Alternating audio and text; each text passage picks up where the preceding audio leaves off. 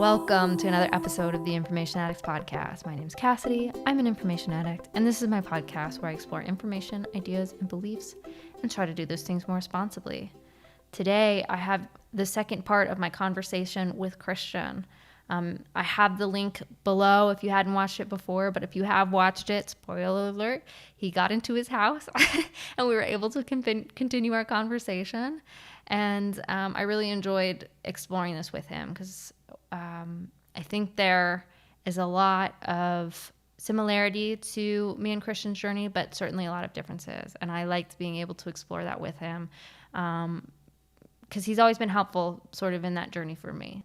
I don't usually advocate for orthodoxy on this channel or in general. It's worked for me, but it's not a life's mission for me to make everybody convert. But I did kind of go into this conversation why I thought Christian might really like it and why I told him that he should look into orthodoxy. And so you'll hear a lot of me talking about orthodoxy, and maybe not well, but there's that in the conversation too. Yeah, I'm glad to share this with you, and I hope you find it helpful. What do you want to do? How do we want to do this? No. You want to start over, or do you want to just keep going? Let's just keep going. I think I remember mostly where I stopped. Yeah, I think you were kind of just talking about where this edit's going to be hilarious. All right. No, that's okay. I'm embracing it. I think it's just part of the charm. So you're talking about kind of where you are now. You're still kind of evangelical. Yeah. Are you recording? Yeah, I'm still recording. Yeah, absolutely. So I guess I'd like to hear, tell me about your story, and I guess that's probably where the best conversation will come out there. Yeah, no, I agree with you. So, you know, a lot of my story, I mean, I think the first time we met, that's basically what we did. We traded deconstruction stories. And, but well, I don't know if there was much deconstruction that happened after that on your part. I don't know if the damage was done, or if there was more to be done, or I don't know. Yeah, well, I'll do a shorter version of like where I came from, and then kind of talk more about what happened after, sort of where I left you off on my story. Sure. At least in like a deeper sense. But yeah, so grew up non-denominational evangelical, and then kind of, I don't know. I grew up believing it, but I don't think it really sunk in or became fully true to me until I was probably 18. And I don't know if that's true either to say it wasn't true to me. I just think I took it more seriously. I got into like a minor car accident that kind of made me realize I wasn't living the way I said I believed, if that makes any sense. And so okay. I was just really unfulfilled. Like I was really just apathetic. And in my mind, it's like this path that I'm on, it's not bringing positive benefits to me. And so I have to make a change. And, you know, I looked at sort of the hedonistic non-church life and had seen enough people walk down that path and get to the end of it where it's like, well, that doesn't seem like it leads to life either. So I don't know, maybe I just commit to this church thing and actually live out what I say I believe and see if it changes anything. And it did.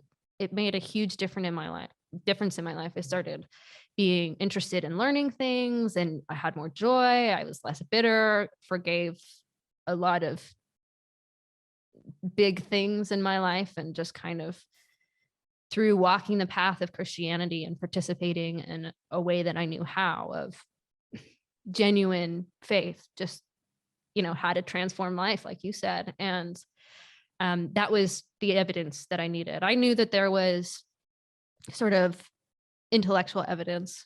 My dad is a pretty critical thinker. He's a very logical person, and he went through the path of coming to Christianity from being very antagonistic to religion. So that right there for me was one proof. I'm like, there's heft to it. And I got pieces of that growing in the household that I did. But for me, it wasn't that big of a deal breaker of knowing all the questions. My participation in it and the positive benefits I got from that was the evidence I needed to keep going. And then I, moved to the Bay Area to go to college, did the whole part of the church, but not in it thing.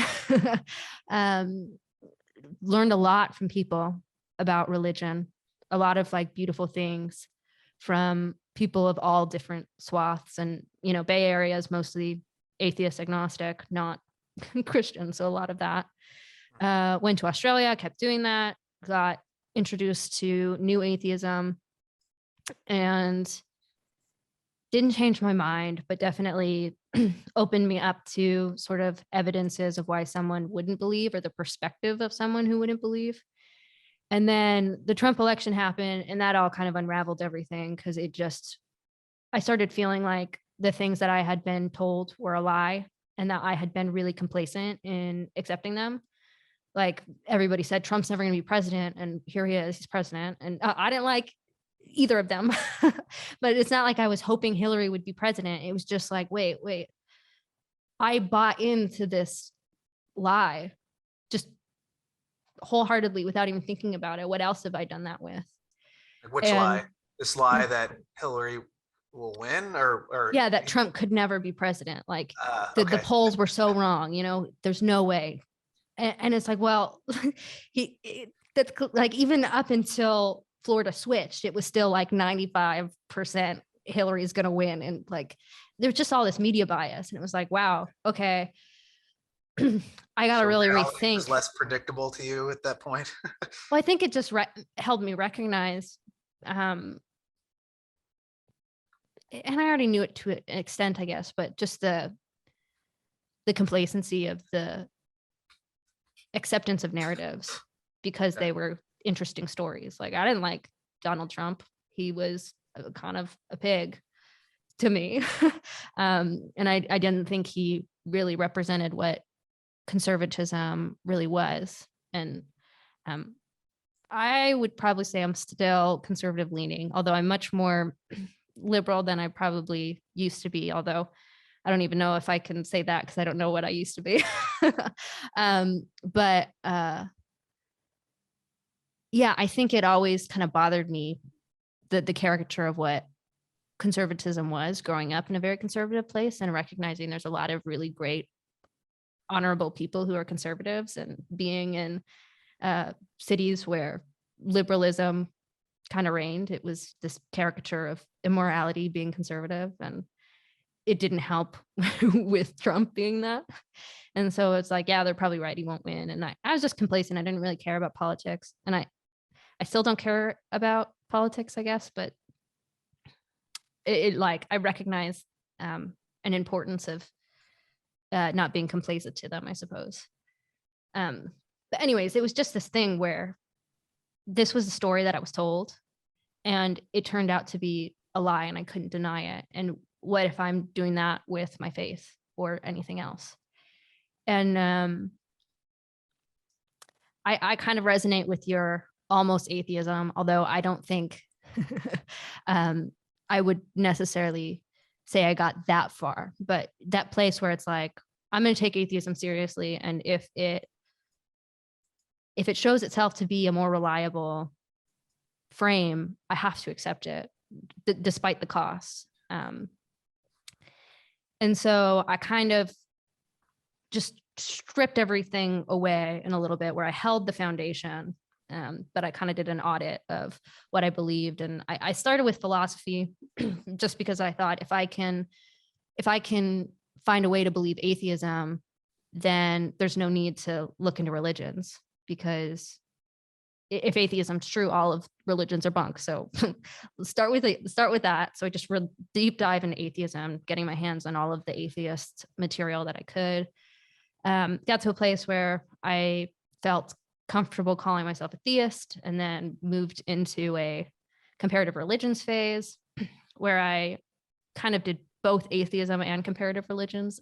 I I didn't stop, but it became less of the focus. It's just asking people what they believe, trying to figure out, just talking to anybody really, like, what do you believe? Why?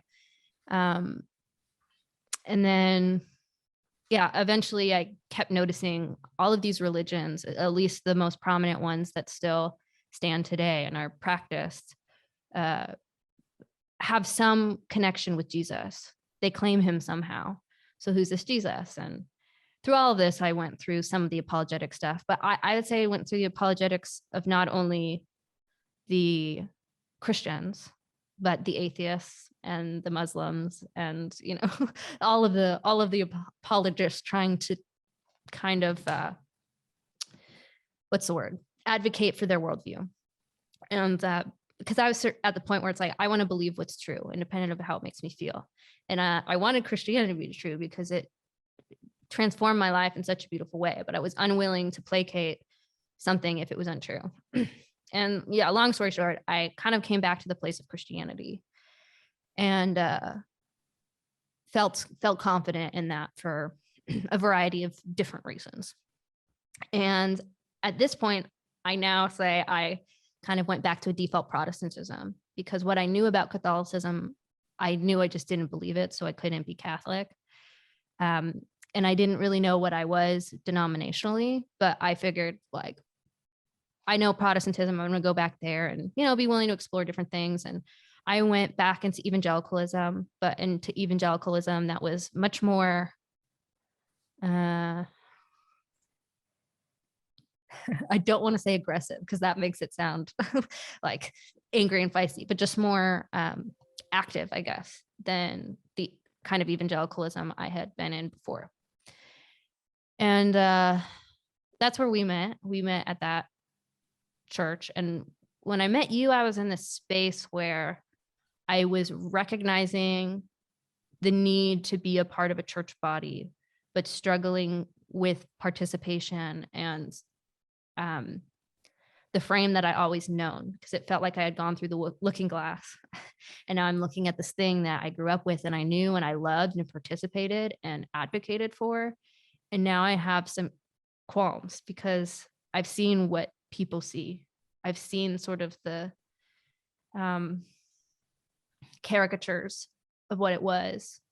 And I recognize the rhetoric that we use, that we might not really know what we're meaning by what we're saying, and some of the truths that we stood for so fiercely without recognizing the diversity of opinions on those things.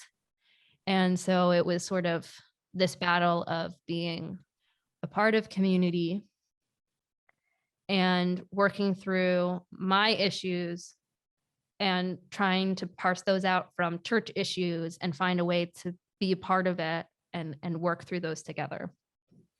And I kind of was just at the place like, I have to start with my own issues before I can ever like even think about being a part of a conversation of like a bigger church issue. But I think for me, the biggest things were some of the modernist embrace and the tactics to kind of make church relevant.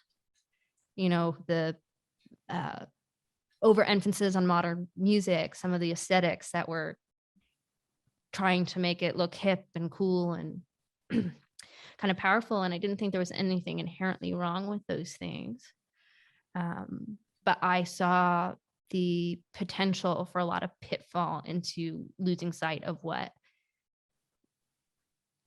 pursuing God was actually about, and getting good answers about those things. And I definitely saw it as in a certain way of potentially isolating a segment of people. So it's just a real wrestling.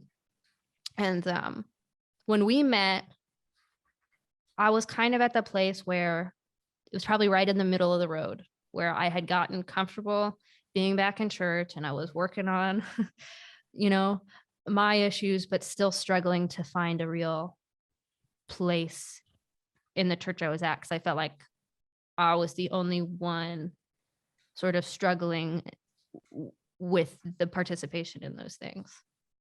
And I actually found it really surprising when we had that conversation, and I found out that you struggled with those things too, because from what I had known of you or just seen of you, I would never have guessed that.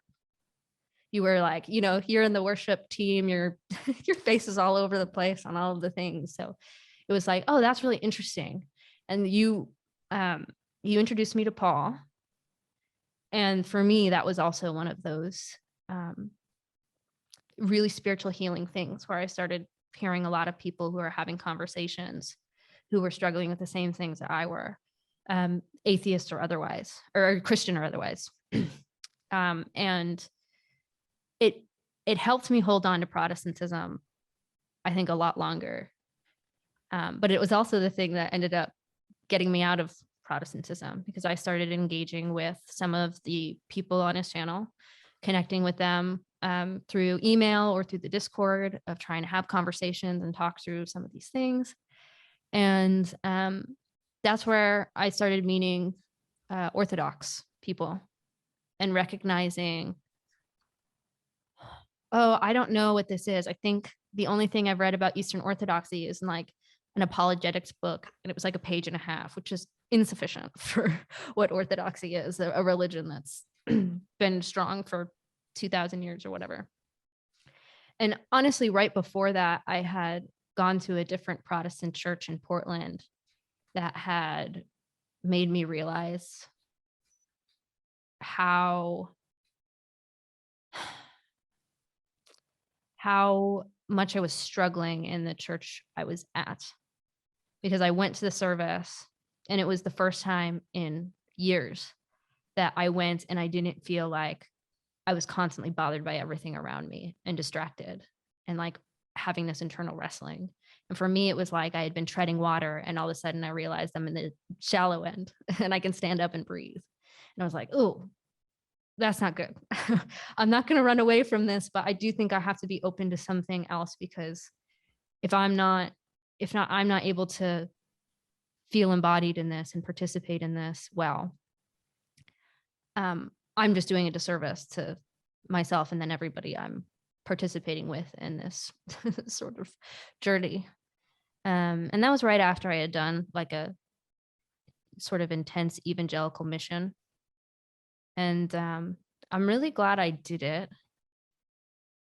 Because, well, I actually did it not because I was sold and was like, yes, this is exactly what I want to do. I thought, I'm really skeptical of some of this, or at least the way that evangelical is being presented to me. But I'm not going to run away from it. Like, the best way I can know it is experience it. And I learned a lot of really beautiful things from that. And I also learned some things that I got clarity on some of the things that I had a sense of skepticism, and it kind of sunk in. It's like, oh, that's why I don't like that. And I won't get too into that now, because it's not important to this, because it wasn't why sure? No, I don't think so, because it wasn't why I left. I mean, it definitely kind of, it was that last sort of full embrace of evangelicalism that kind of I took in enough where it showed. I'm sorry, I try to be so cautious with this, because when I was an evangelical, I could say all these things and I was like part of the team, so it didn't feel like I was the same language, so you can say it. So I'll get what you mean. I just felt like it was concentrated enough where I could see the ways it was cracked in a way that I couldn't when I was sort of just participating in it slowly. Like, it just had built up. I had participated enough and thrown myself into it so deeply that it started breaking me down. Like, it made me spiritually broken. And I'm very grateful for that, actually, because I think that's part of what helped me find something different. But yeah, I mean, I think it was the thing that I needed to kind of get a lot of clarity about sort of evangelicalism and what it is and why I was struggling with it. And then I don't think it's coincidence. I think it was divinely inspired that as I'm going through this and finally recognizing, okay, I have to let this thing go, Orthodox after Orthodox after Orthodox person comes into my life. And I eventually just got challenged to go to an Orthodox service. And I didn't think I was going to like it because I had been to a Catholic service. I didn't get the ritual stuff. But I had this just deep sense of truth the first time I went through a service. And when I talked to the priest, like there was just a whole slew of things that were refreshing to me and felt like closer to what I thought church was supposed to be than what I had experienced in evangelical churches. And so I probably knew I was going to become Orthodox then, but what I can truthfully say is that I left going, I don't know what this is, but I want to know more. And I don't feel comfortable calling myself Protestant anymore. And then, you know, the manicness of Protestantism caught up with my sort of manic spirit.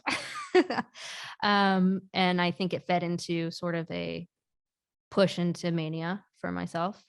3 days after I found orthodoxy and went through a whole thing and then came out of it and sort of through it all kind of, it almost became like this detox of Protestantism for me where I just like, whew, and even atheism too, just like the skepticism of all of it, it kind of burned out all this dead wood. And I was ready to kind of try something new, but I was very cautious about orthodoxy after it because I didn't want it to be just some manic spillover. So that's why it took me probably 2 years to officially convert. But yeah, it was hard. I always say leaving Protestantism was bittersweet because it gave me so much and there were so many beautiful people, but I had tasted something better, or at least that's how it felt at that time. And I couldn't go back. Like every time I've been back into a Protestant church, like, and I spent like a whole summer doing some video work for a Protestant church. So every Sunday I was recording stuff for streaming. And it wasn't that it was bad. It was just, it lacked a certain depth for me. And I felt like I was missing the liturgy. I felt like it was just different and I couldn't go back. And so after I kind of recognized that, and around that time was when I realized I wasn't Protestant anymore, because I actually went to a Hope Church sermon with one of my roommates, and Gary Kenneman was speaking, I think. And he said a couple of things that are sort of these Protestant dogmas, like faith and faith alone. And, you know, talked about the idea of sola scriptura, and hearing him talk about those things after learning more about orthodoxy and participating in it a little bit, I went, oh, I don't believe those anymore. And I don't even think you can argue those from scripture like a Protestant would. So like, even if I wanted to be Protestant, I'm just not anymore. And that was sort of where it kind of switched for me more fully, where I started participating more and more, and the participation just reshaped me into a much more transformed person in a 6 month period than Protestantism ever did. And not to say I'm like perfect at orthodoxy. I actually struggle a lot with trying to embody some of the rituals and traditions. Like that's sort of where I am at now, being so new. But there was something about the whole participation on it and the theology of it that broke this Western frame. Like the Eastern idea, the Eastern participation is so different than the Western frame, because for me, I saw Western Christianity as a type of supernatural materialism where you're claiming God in the supernatural, but you act like a materialist. And you see that embodied in these apologetics. And when you see the atheists and the Christians fighting together, they're on the same framework. They're using secularism and materialism and rationality first mentality to argue for the idea of a God. And I don't think that's how the ancients saw things. I don't think that's how Jewish or ancient Christian people participated. And I think it does a disservice to the fullness of what it is to participate in a life aimed towards the higher things. And I don't know. I can't turn back. It's funny. I get comments sometimes from atheists. And they're very well intended of like, here's all this information, like here's things to learn. And I think it makes me smile because it's like it's missing the point a bit. And not that information is bad. I think information can be good and we should look at those things, but there's something a lot bigger going on than strictly the arguments we can make in our head. And it's really hard to get a full view of life if we're starting from a place of proposition instead of one of participating. And that's where the Western frame is switched, especially in the 24-hour news cycle, where it's like we have to get all of our propositions and our ideas about God right before we kind of go and act in the world and believe. And there's a certain value to that of getting your propositions right. But what Orthodoxy allows is much more of a participation first before the explanation, and doing those both at the same time that almost helped feed into each other. And I don't know, even outside of the participation, because I didn't participate much when I first came in, but the theologies made more sense. And I think part of that was just built up from a participation in Protestantism in the way that I knew how. And then when I came in to Orthodoxy, it clicked a little bit faster, but I don't know. And now I feel like I'm rambling. Does that make any sense? No, it does. Yeah. Oh, Well, and when I left Hope, I told 3 people. I told Brooke, I told JJ, and I told you. Well, and I told Mallory, but that was different. That was sort of like, hey, just so you know, I'm not gonna be a member here anymore. And she wasn't not supportive, but she was a little hesitant. She's like, are you sure you want to where are you going? I'm going to the Orthodox Church. What? Well, people don't know enough about Orthodoxy to like be like freaked out. It's like, if I'm going to be a Catholic, it might be more, but actually Hope is pretty good about like bridging divides between those things though. But you were the only person I suggested try Orthodoxy. Mm-hmm. And I did that because I feel like whenever I talk to you, we have a similar path, and I feel like a similar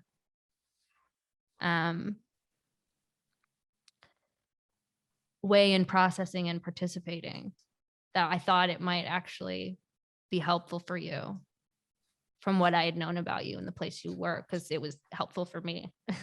And I would not say I'm a generally like everybody needs to be Orthodox, although I'm an Orthodox evangelist now.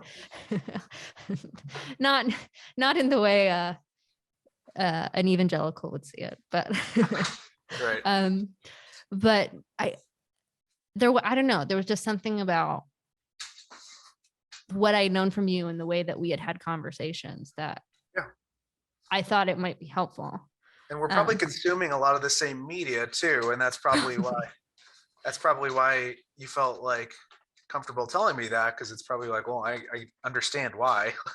Yeah, I get it. Yeah.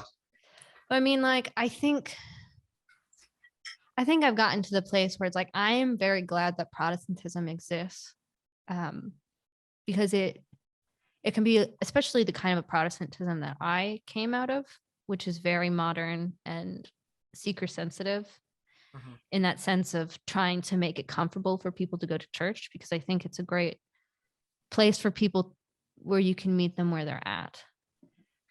I've lost confidence in its ability to sustain long term. And I don't know if that's true or not, but I definitely am worried about the sustainability of it and the healthiness of that. But I would never try to convince somebody to move away from that, because I mean, for me, I needed that to even be able to get to the place to accept orthodoxy. And I just think, God works in a lot of different ways. And even becoming Orthodox, I don't think I was worshiping a different God when I was a Protestant. But I do feel like I have a fuller, deeper, more at least grounded to what the apostles held, a little more of that kind of faith and belief and participation, which some people don't think matters.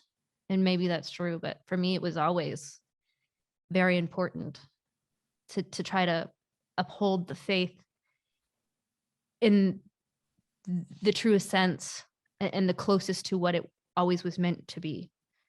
And how do we understand what the purest thing is? We get as close to the start of it as we can and unpack those things. We're never going to know it fully, but it just feels a lot more sacred, and it feels a lot more Transcendent, right? Like, yeah, in a certain sense. you can engage with it more. I think it just helps me. I mean, I think it really helped me reshape and refocus of like, what is the point of living? What is the point of doing good? What is the point of these things? And in Orthodoxy, it's very much sort of life and death versus a judgment and a payment. And this kind of goes back to your idea of hell. And I speak lightly on this because this is how I understand it, but I might not be understanding the Orthodox way. But in the Orthodox sense, heaven and earth were together in the garden, right? God was living with man on earth. Everything was in perfect harmony, as it were. And when Adam and Eve took the knowledge of good and evil on their own terms and decided to define that outside of, God's view, it brought death into the world, which is a product of sin. And a fully holy living God cannot be in that same world as death. And so it became separated. And this death that we create in the world is this hell on earth. And the project of Jesus coming and dying and resurrecting was the path to bring heaven and earth back together and get the hell out of there. So removing the hell and the death. And we do these rituals and these fastings as a participation in these rituals that have been passed down for thousands of years and are built off of the Jewish rituals that have been passed for thousands of years before Christianity to help teach us what it means to be truly human and live in life and not death. And the Protestant Western frame is much more about, I don't want to go to hell. I don't want to have to pay the price. And Jesus died to save me from a judgment. And it's just a little bit different in Orthodoxy. And for me, it made more sense of the story. It was a more beautiful story. And it helped me reshape the actions of what I was doing in that participation of life. And sometimes, like Jesus, we embrace death to overcome and have new life and bring new life. And that's where some of these moral codes and dictations come in. But it's just like the whole frame, and that's one piece of it, but there's just so much frame that it's hard to even it's hard to even talk about it fully because it's so different. Yeah, I think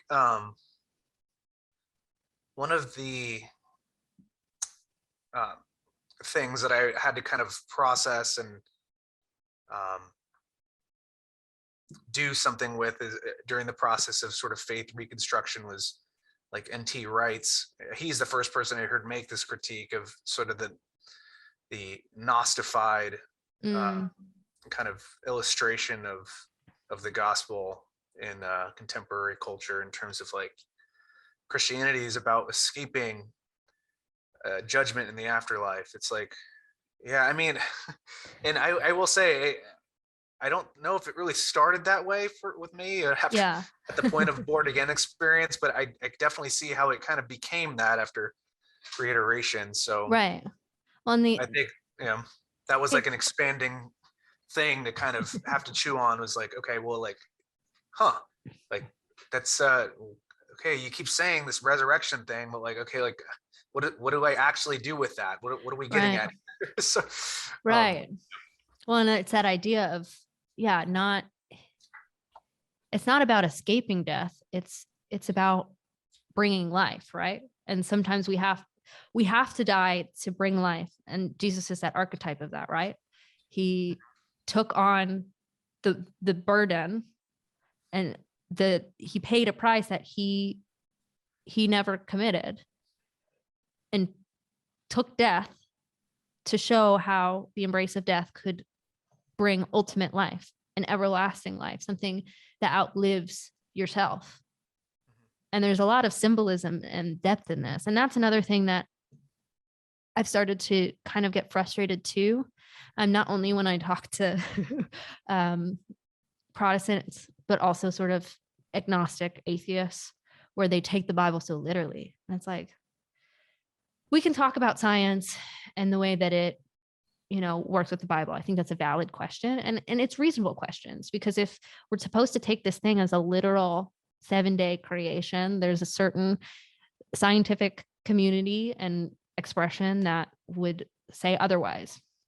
And their validity to that project. I'm not a young earth creationist by any means, but there's this disconnect of, that's not the point of what these stories are. There's something a lot deeper going on. And do you listen to Jonathan Peugeot? I listen to some of the clips. Yeah, I don't listen to a ton of Jonathan Peugeot, but I know a lot of people really like his stuff because he really talks about symbolism, and he reframes the Bible in this way that it's not just about literal facts and, the sort of way that a Western frame would have you look at the Bible, but really gets into these patterns and these movements and these symbolic meaning that infuses the whole biblical story from the beginning to the end. And a lot of people have found that really helpful, whether they move to Orthodoxy or not, in kind of overcoming some of those struggles with the biblical narrative. Mm-hmm. Okay, so we were talking about like faith deconstruction, and then we were talking about sort of modes. Okay, it's like, okay, so I want like there are some kind of things that stuck out to me from that story. So there's this theme of like identity. It's like, okay, well, like what kind of identity do I want to have in this life? And then there's this thing of like, okay, like how will I like what groups will I participate in, right, to achieve that end? And so for you, it was, okay, I'm going to go Orthodox because truthfully, I can't identify with these people anymore. And I can't identify with these kind of, just, I can't do this way. Like, it just doesn't, I'm like, I don't like it. I don't know if maybe I'm over characterizing there, but yeah. Well, and I would go a step further and I got interested in Orthodoxy because I was dissatisfied in the place that I was. Yet I didn't become Orthodox because of that. I became Orthodox because I couldn't deny the benefits that I experienced, and I couldn't deny the truth that seemed to fall into place as I understood more of the theology. And there's still a lot of the theology I don't understand, but that there's not the skepticism in me like there was in every other religion, where it was sort of like, okay, I got to think about that. Where it was like, I'd ask a question, I'd get an answer, and I'd go, oh, that makes a lot of sense. And then I was like, okay, I'll come back with more questions later. But it settled in a way that nothing else ever did, including atheism. And that's, I think you're so right. It's one part is identity of like, what can I say that I believe? And that's really important in modern cultures because we want to be authentic. We want to be true to ourselves. But there's something in participation too. And like finding a way to make these two things move you towards meaningfulness. Like that's what we're all trying to do. And while I never became atheist, the closest I got was thinking, oh, maybe I'm an idiot and maybe I'm wrong. And then I quickly experience pulled me out of that to not get me fully to that place where I rejected it all. Right, because there's like an identity I see there often. A lot of times it's this identity that leads people to atheism is like just this like, I'm going to stand for truth. And then it's a truth first mentality. Absolutely. Yeah, it's like, and then it turns out to be, it's this particular kind of truth, or it's actually a lot of time turns out to be more of this particular type of just personality. It's just a lot of the times it's just this no nonsense kind of character that you want to achieve and uphold. And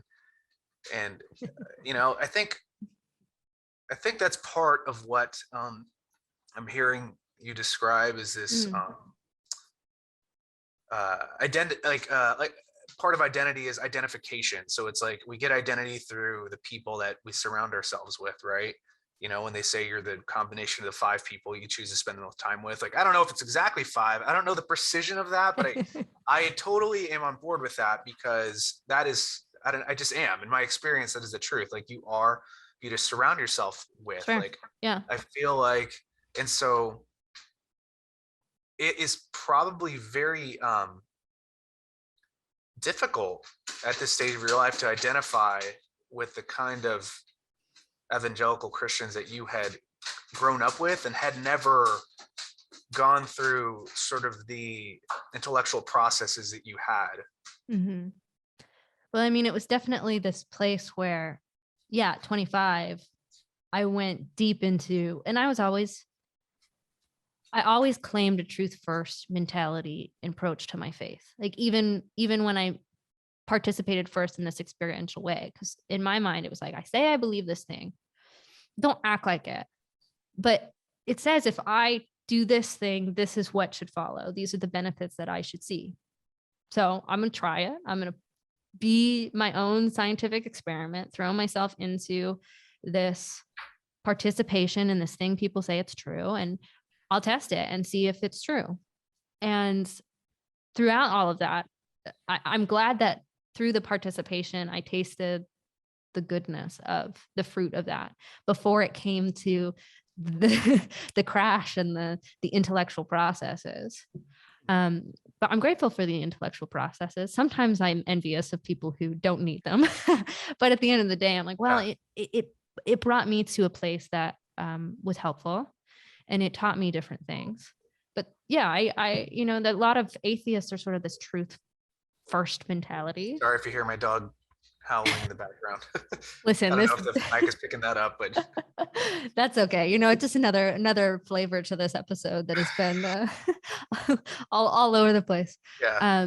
But what was I saying? Oh yeah. As much as atheists were sort of this truth first mentality, I was that Christian for a long, long time.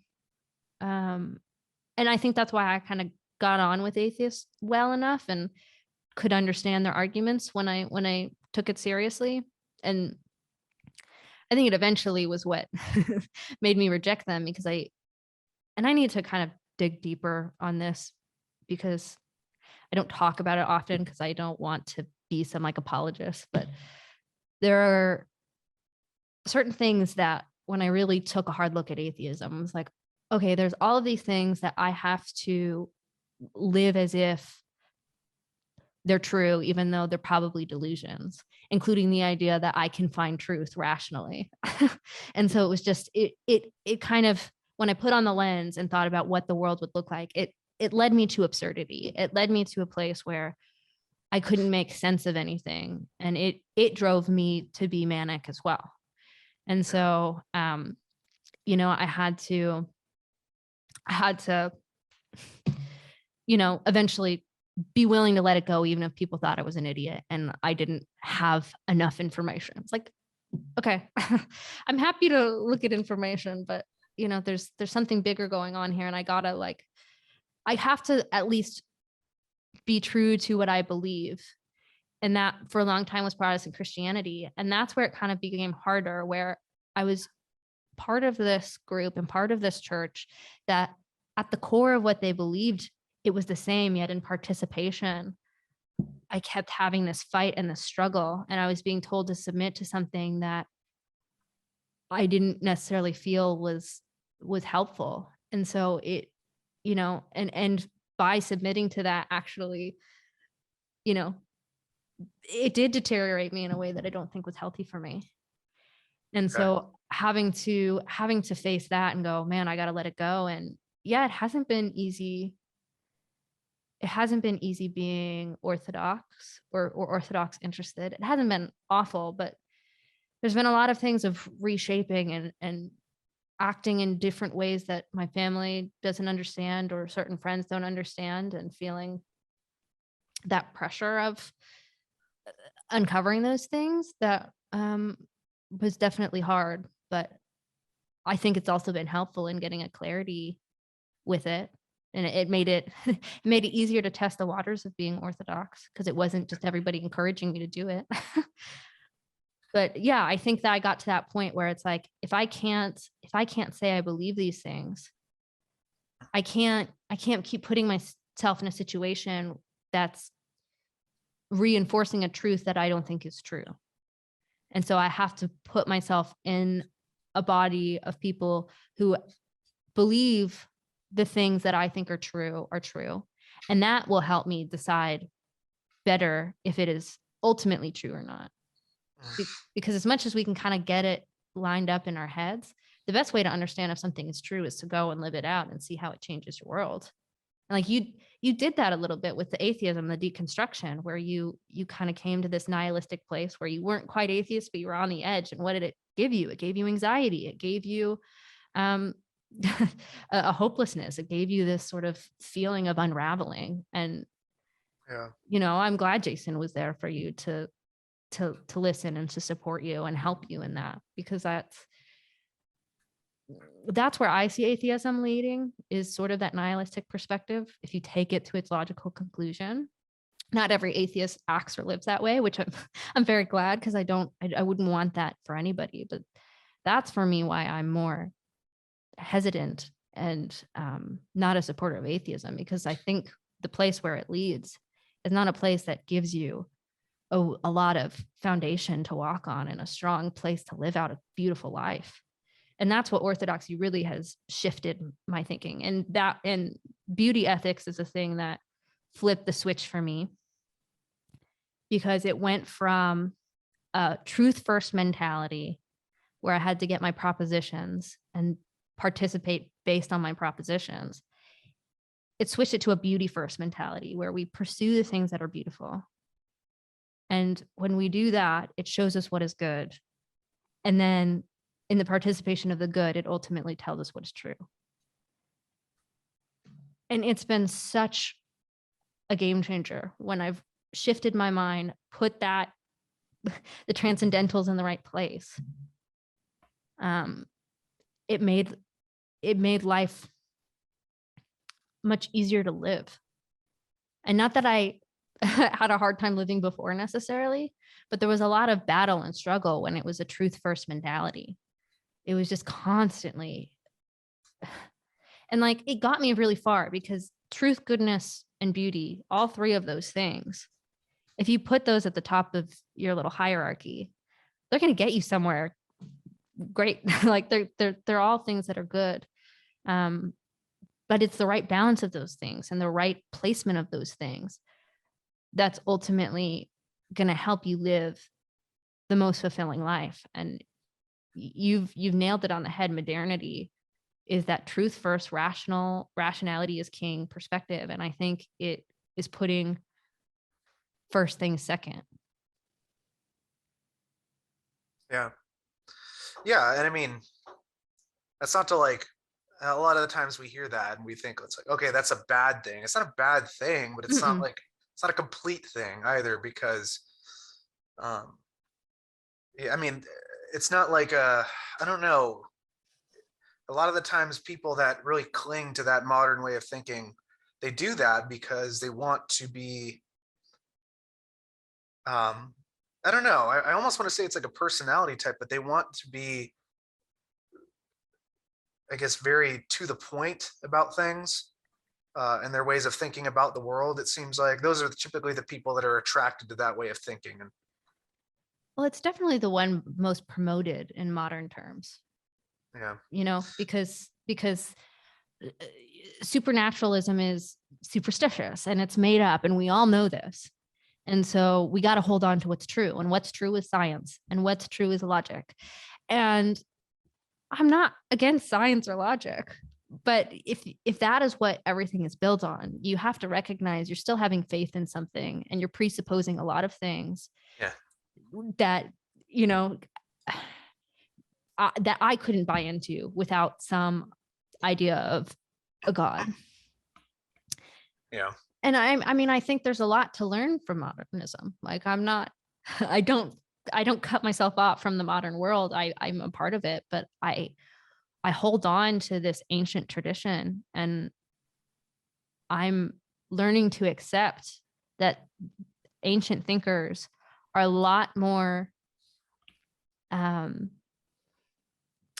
not as stupid as we want to say, it's like, yeah. No, there isn't well, it's this like, barbaric. It's like, wait, you're misunderstanding the ancient frame. Certainly certain things can be barbaric and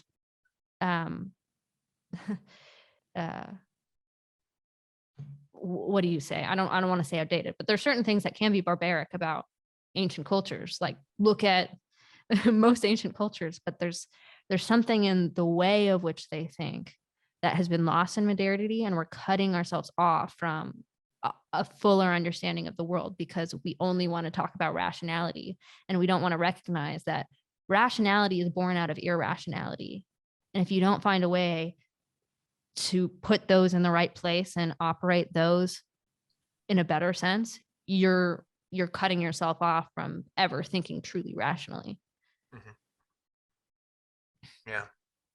So, no, it's funny. One of my best friends, he is, he was kind of one of my best friends all throughout, college years, and still is. And we did a lot of life together, lived together for a long time. And he had gone to, Hope churches with us as well for up until just recently. And he's really digging into more of the Reformed, like, I guess, stuff, and not even the Reformed tradition. And now his he was listening to,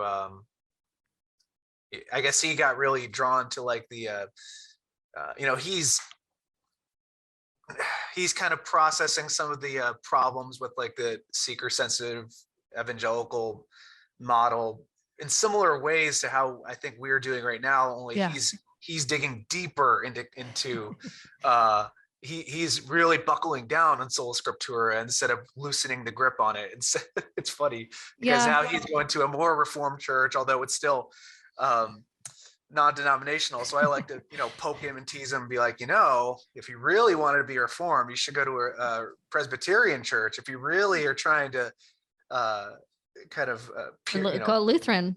Yeah, you should. Yeah. And he's like, although, well, yeah, Reformed, sure, but they baptize babies. And I'm like, okay. Oh my gosh. Yeah. It's interesting. It's interesting the way the modern non-denominational frame thinks, because we have such confidence in the truth, right? We have such confidence in the truth that's spoken from my podium is the truth of all Christianity, where I had to sort of break some of my categories where I realize throughout history and even today, to deny the acceptance of child baptism, I am in the minority. Not accepting child baptism is a really recent phenomenon, and it's a new idea, and so I have to at least recognize that. And Orthodox see child baptism differently than I think some of the Protestant churches, and that they see it as more like a new type of circumcision, where it's like a commitment into a faith, like Judaism would be. So it's a little bit different, or at least how I've understand it to a point. So for me, that makes more sense in child baptism than some of the other, but there's still something to to recognize about some of these ideas of like, hey, when Luther put those 95 theses on the door of the Catholic Church, he didn't mean to strip away the veneration of Mary and icons. He didn't mean to strip away child baptism. He didn't mean to take away the reverence of what it is to participate in church. He was trying to get back to what he thought religion always was. And I've gotten to the place where it's like, okay, he reformed because he thought this thing was corrupt. And I have to say, I agree. I don't think this It was corrupt. yeah, I don't think Catholicism was the true church. But what I think we've tried to do is we've tried to reform and reform and reform.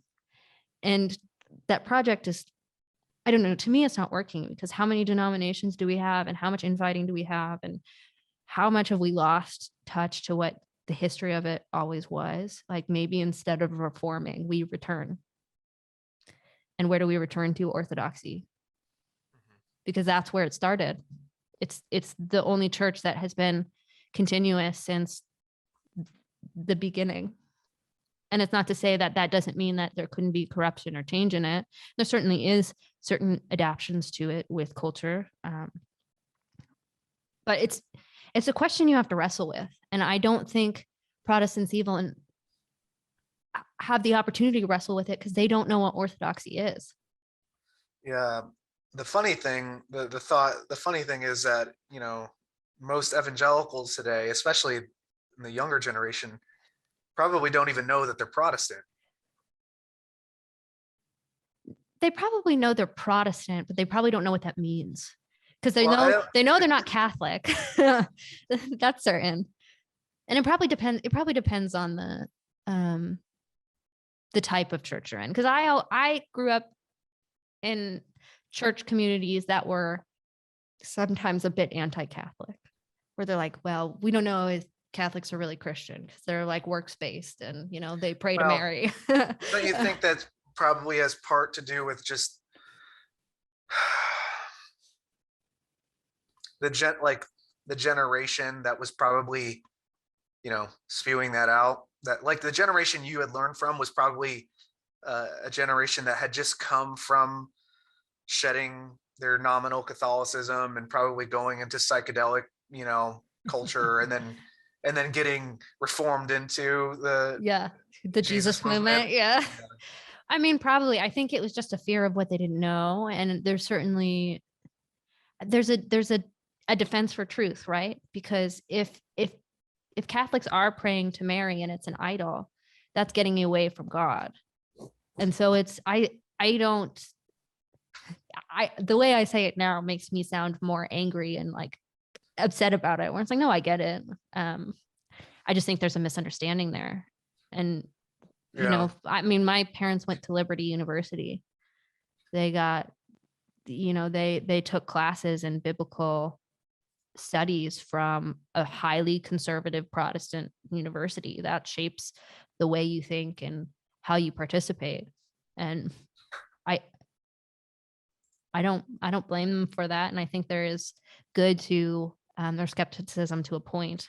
But I think where I can get frustrated, and not super frustrated, but a little exhausted, where it's like, you're fighting something you don't know.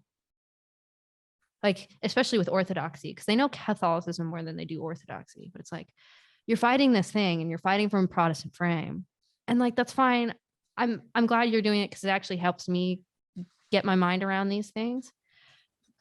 But wouldn't you rather come at it in a place to try to understand it and know it instead of at a position of defending the truth you already have, which was my biggest sort of I keep saying frustration, and that's not quite the right word, but my biggest struggle with coming to terms with an evangelical movement, where it's like, I don't want to go tell people, here's the truth that I have. Like, I'd rather just live life with people, have a conversation, tell them why I believe something's true if they ask. But I don't want to spend my life making people projects or feeling like I have to tell people the truth, because it stops me from recognizing there's truth that other people have that I can learn from too. Like, I've learned some of the most beautiful things from atheists, agnostics, Buddhists, Muslims. And do I believe their worldviews are the most true? No, but I think there's truth in them, or they wouldn't be viable. People wouldn't accept them if there wasn't some type of truth underlying them. And I'd rather work on that project than try to promote a truth that seemed too simplistic. Yeah. I don't know. No, I'm hearing you there. Yeah. And so I think, so I think at some point you would kind of just ask me like, okay, well, why, like, not, you didn't ask me why, but you would basically ask, where am I at as far as what, how I'm participating in this Christian tradition. Yeah. Well, I'd be interested too where, and I see her in the background. I don't want to talk behind her back, but where Leanne is too, because I think that's because I think that, you guys being newly married and the participation of the person that you're with in their religious place, that affects a lot too. Yeah. So, I mean, and the fact is, like, we're both come from nominal Catholic backgrounds. My parents are still practicing Catholics, and hers are not. They are evangelical at this point. And how do your parents feel? You see my dog's tail? Yeah. It's just wagging in the back. That thing is a whip. All right, say hi, Louie. Hello. Well, he can hear me. I'm in your ears. How do your parents feel about you being evangelical? Was that a issue at all? And so here's it. I am sort of I guess, light of that, kind of illustration of the, nominal Catholic turned teenager, because going into the psychedelic culture and reforming into the seeker, charismatic Jesus movement type thing, except 2.0. I'd say 2.0 took place in my generation more with like the kind of 90s and early 2000s punk rock and grunge type culture. And yeah, I was in that for sure. Like, and I think we talked about that a little bit in your last podcast, but on the topic of masculinity, and we talked a little bit about Mars Hill and Mark Driscoll. And okay, so I came when I had first had this born again experience and become a Christian, so to say.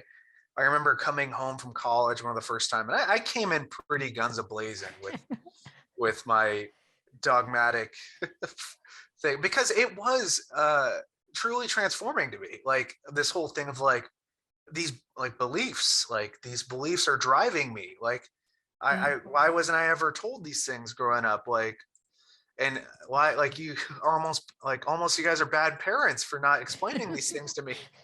And I hope you didn't say that to them. No, but I think there was this thing of like, hey, like, I grew up with all this religious upbringing. Like, why was this missing from that? Like, it's just these magic words are so simple, and yet I was out, doing confirmations and stuff like that, and so that's why, after consuming all of this media and, hearing and not, I know you're much more in the thick of those like online conversations than I am. Like you're actually getting in there. I'm not, I'm just watching you guys.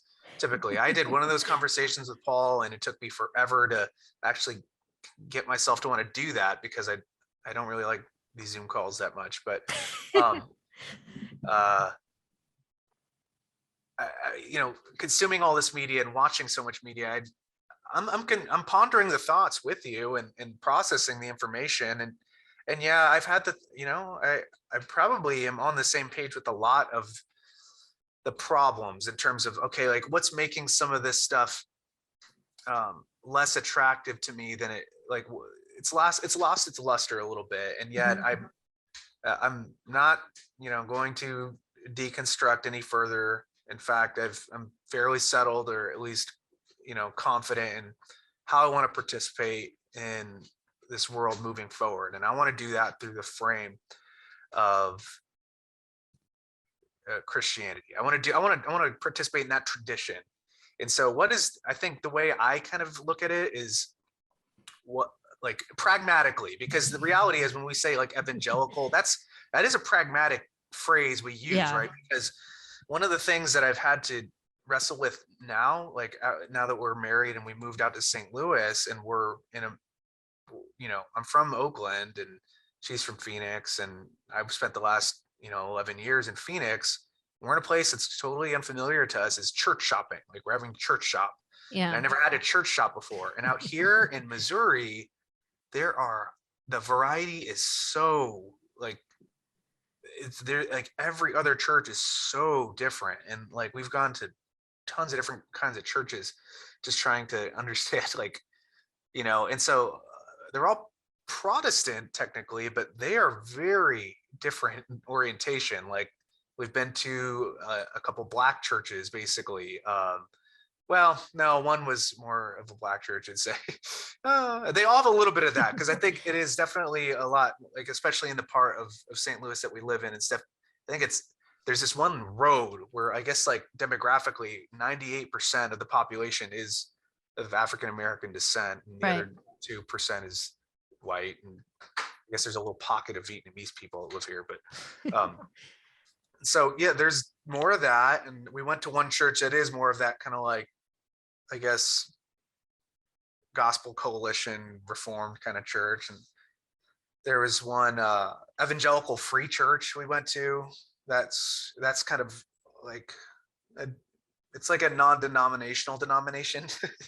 That was interesting. So I guess, I'm at a place where when we're talking about this, it's hard for me to just use the frame like the term evangelical in terms of like, okay, I can be an evangelical, or I can be Catholic, or I can be Orthodox. Like it's like with evangelical,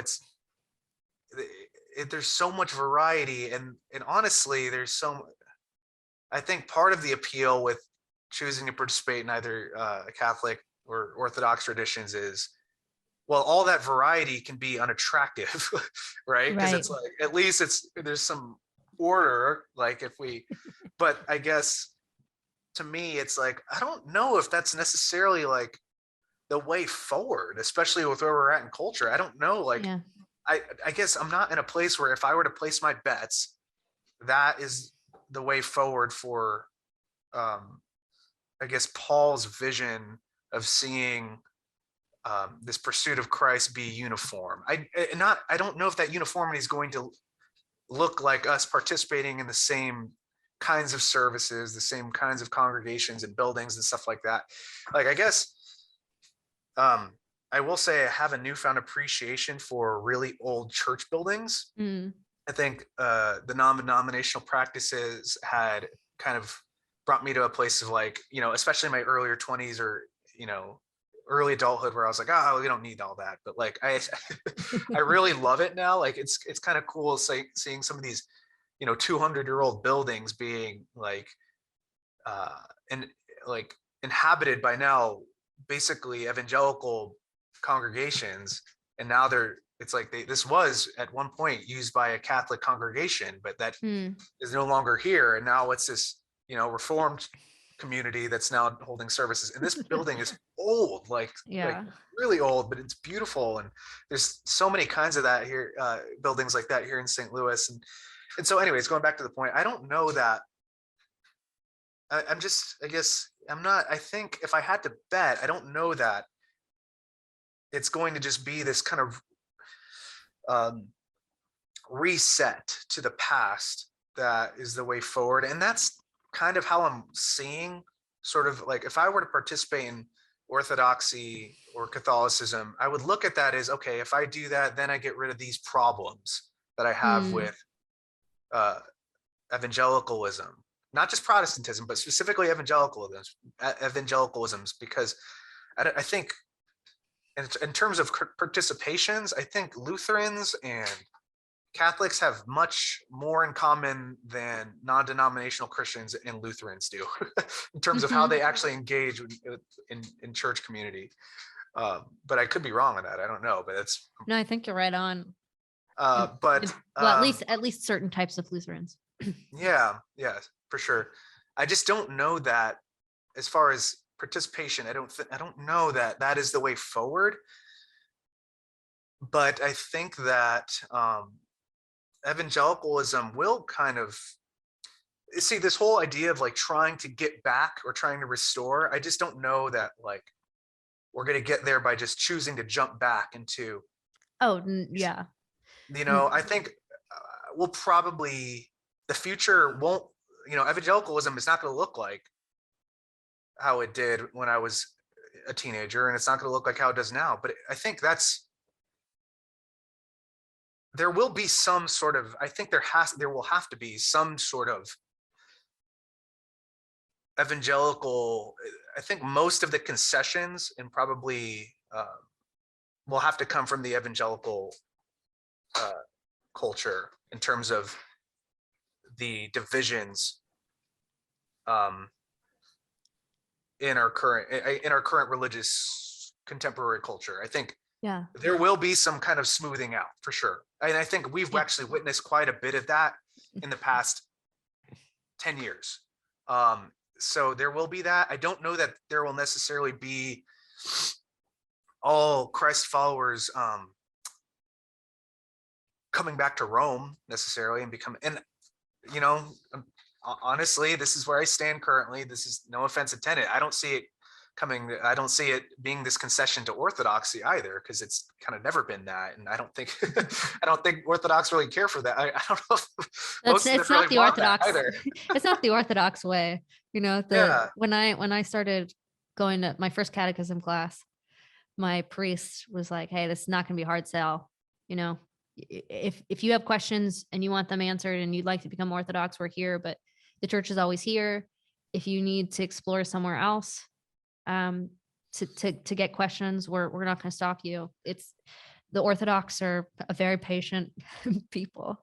And I don't know what the future holds. I don't know if everybody's going to go back to Orthodoxy. I mean, the first thing that would need to happen if that was to be the case is people know about Orthodoxy, which it is becoming by certain people more heard and understood in a modern frame. But my biggest concern about Protestantism is sort of that diversity and this consumeristic tendency it has to creating church services that appeal to a type of person and create this type of church shopping mechanism. Yes. Okay. So then there's that critique of the seeker sensitive. Mm. All right. So that's where I was telling you, my best friend, he's kind of really gripping more onto the whole reform thing is he's telling me that same thing, only he's not going away from Protestantism. He's actually becoming more Protestant as a result. So you guys have the same sentiment. It's just, I should talk to him. It's Nathan, is it? It's Nathan. Yeah. So really, I don't think I've ever, I know who he is. I don't think we've ever had a real conversation. Oh, I think maybe, no, I probably wouldn't. I think we'd probably see a lot of things the same. Yet we've just found different paths for that. But here's what I will say about that and why I do think that traditional movements are the future. And maybe not immediately, but like down the line, because the minute you make your church and cater it to be relevant to modern culture is the minute you're outdated, because culture and modernity changes so fast that you're always going to be out. And so you're always going to be pivoting and striving. And what the more traditional churches have is this ability to transcend time in a way where you go to a Catholic church or an Orthodox church, there's something, it's so ancient in some of its designs and its construction that it transports you into a different space, and it stops you getting caught up with the modern consumerism that has infested a lot of Protestantism, specifically non-denominational evangelical Protestantism. And you're totally right in that evangelicalism is a bad term, because it's hard to get so specific, because it's useful, but it's pragmatic. Yes. It's too pragmatic for this kind of conversation. Yeah, it's too pragmatic for its own good, because the kind of evangelicalism we're talking about is non-denominational. You're talking about Big Eva. Who did I hear say Big Eva? Have you heard that phrase? No. Big Eva. I've heard that. I think that was that, but that's what you're talking about. Big E, like the Big C Catholic Church, Big E. Well, I don't know, because there's a lot of different types. Like even in the sort of non-denominational frame, you've got your more moderate, very you're getting at like the kind of what is it, like the YWAM, like the Passion Conference type culture, like the well, I'm thinking of like kind of the church that I grew up in, where it's like, you know, if you raised your hand, you're getting, you know, wild, right? You know, it's small claps for like 30 seconds, and then everybody stops and you stand, and, you know, but there's. So you didn't grow up Baptist then? No, no, I didn't. I meant that seriously, because so I feel like a lot of the times people that grow up going to Baptist church, it's kind of that's another one of those like non-denominational denominations. I grew up in a slew of different non-denominational churches, some large, some big. The first one was Calvary Chapel, and then we very quickly, the big church, and one of the big mega churches in Phoenix. We were there, and then we ended up switching to a sort of a church plant of theirs that was much smaller, and that unraveled towards the end. Go well. Well, the head pastor became very legalistic, and eventually ended up becoming a Mennonite. And towards the end was, you know, wanting, you know, women to cover their heads and all those things. And there's a lot of people who didn't believe in that, which is funny now. I cover my head at church now, which is funny, but for a long time I had a real animosity to it, or a negative association with it, because of how I participated in that small church. And then we went to Scottsdale Bible Church, and then North Bible Church, which are another, Scottsdale Bible is like another big mega church. And then North Bible was a plant off of that, which is now sort of a medium-sized church, but it's sort of middle class, mostly white, very moderate, a lot of really great, lovely people who are very passionate about God and helping people. But not very charismatic in the way that you would see things in, like, you know, the Bethel Jesus culture movement or what have you. And my dad is a Calvinist. He's a big fan of Wayne Grudem. He helped do the tech in his class at Scottsdale for a long time. So he's more of a Calvinist leaning, and I guess my mom would be too. So that's kind of that iconoclastic, you know. So, you know, the great thing about Calvinism is they have a great, they can sleep easy at night when they're thinking about kind of the non-uniformity of the body of Christ in our world, in terms, like in this context, because it's kind of just like, well, it was, you know,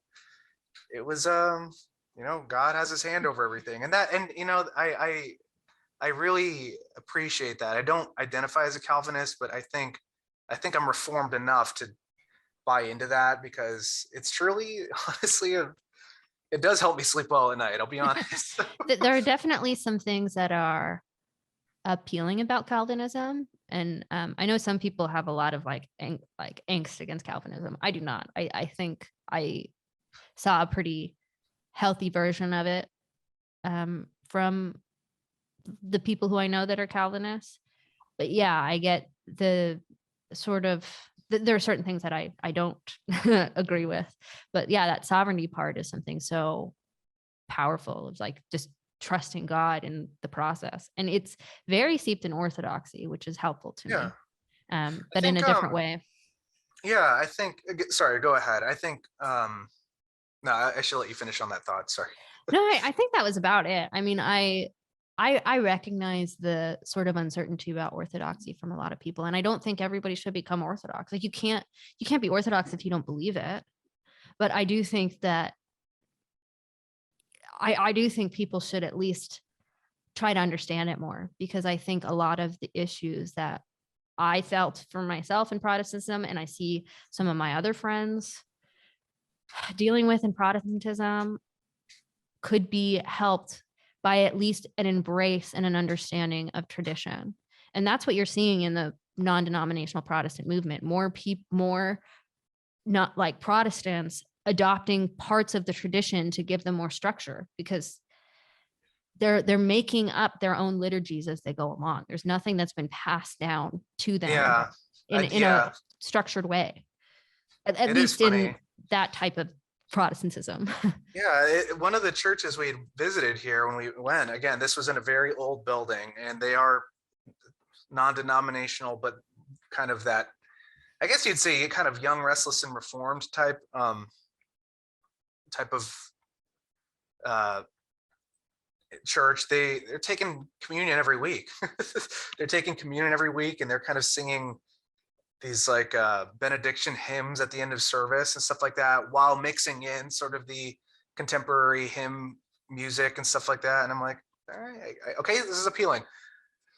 Yeah, I think that is going to have to be a part of what's ahead for us in the Protestant camp. If you stay in the Orthodox,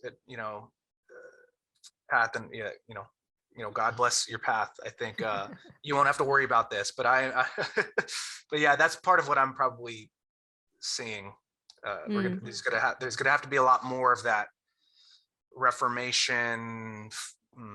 I don't know how to word that. I mean, it's a 500-year project of continual reformation. I'm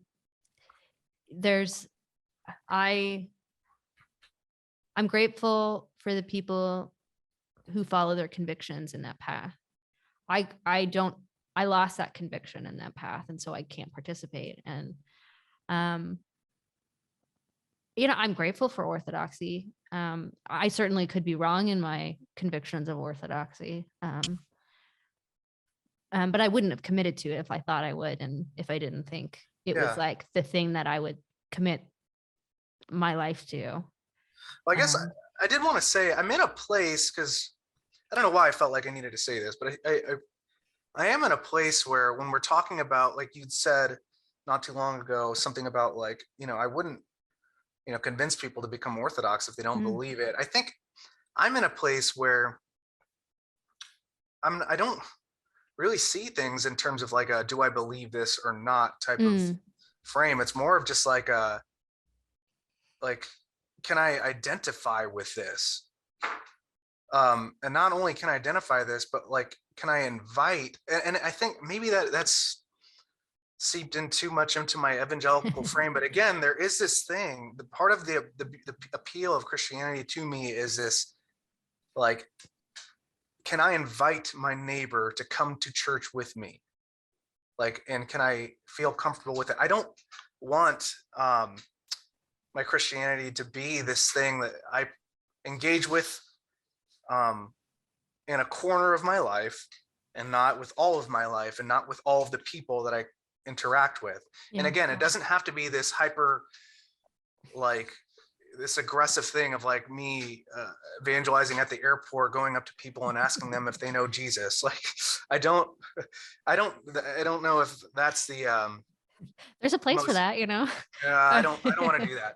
But I also, most of the people I know don't want to do that, but some people do. I guess. Some people feel, I don't think anybody wants to do it, but some people feel convicted to do it. And there's definitely been times where I've felt convicted to share the gospel in a way that I didn't feel comfortable with. And I learned something from it. You know, it's not my mode of being. I don't usually, you know, go into the airport and, and say, let me tell you about Jesus. But I think the way that you identified that is actually a much better way of probably kind of getting at the thing that when I say I believe it, it's the thing that I can identify with, and it feels integrated and in integrity with myself and my mind and my body and all of these things. And I love that point too, of you saying I can bring other people along with it, because for me, Orthodoxy has opened that door. Whereas when I was an evangelical, I'd invite people to church, but I didn't always feel comfortable with it. And I knew a lot of the people who I would invite were probably not going to like it, because I knew. Because you didn't like it.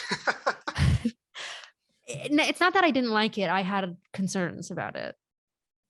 Well, yeah, I mean, okay. But yes, there's times I didn't like it. Yeah. There was times I didn't like. There's a lot of things I did like about it. But yeah, there was parts of the service that I'm like, I have to push through this, and just like, but yeah, but I still invited people, because that was what I was called to do, right? Like being part of that church, that was what you were asked of, and I was willing to submit to a program, right?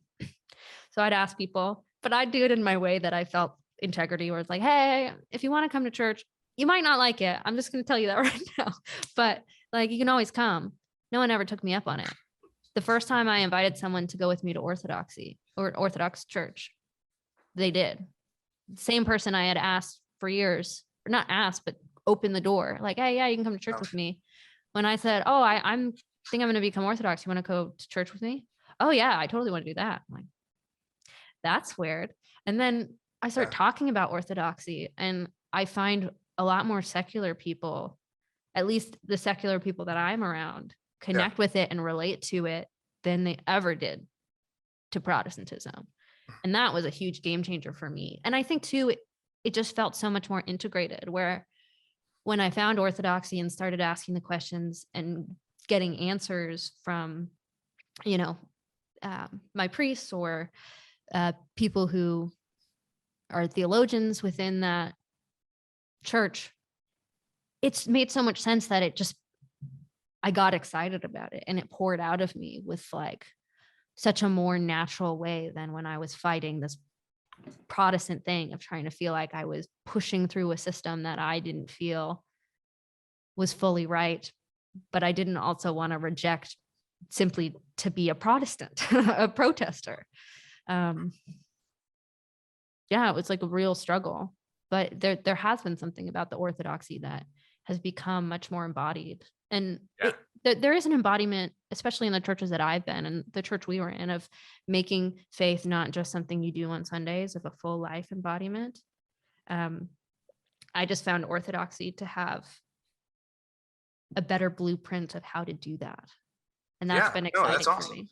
That's really awesome. I think it's going to be really cool because I hadn't heard this much about Orthodoxy until the last 2 years. And I think it's going to be really interesting to see how Orthodoxy does come into play in, I guess, contemporary culture, because they had really not had any kind of seat at the table in culture for as long as I've been alive. And I had never heard much about them until I started hearing about the Coptic persecution in Egypt. So, and even then there wasn't much more about it than that. And so, right.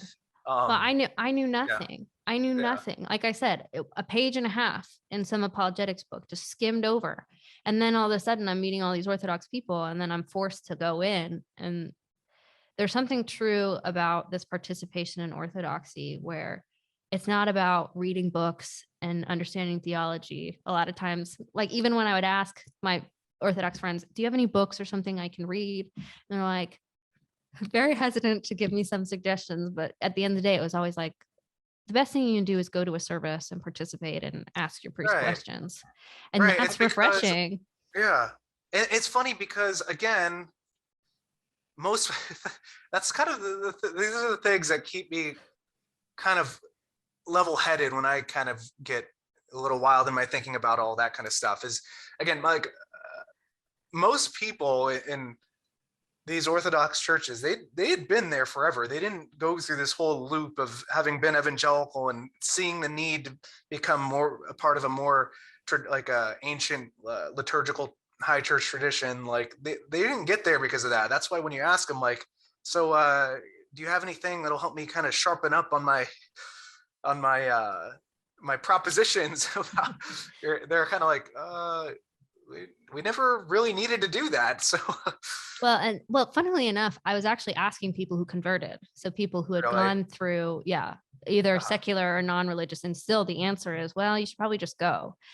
It's just a very Orthodox thing because it's so much about participation. And it's not that theology doesn't matter. It's a very deep faith. And it's, there's a lot to tackle with the church fathers and what have you, but there's just this belief that if you participate and put yourself in and like allow yourself to swim in the water, everything else is going to click and find its place in the way that it should.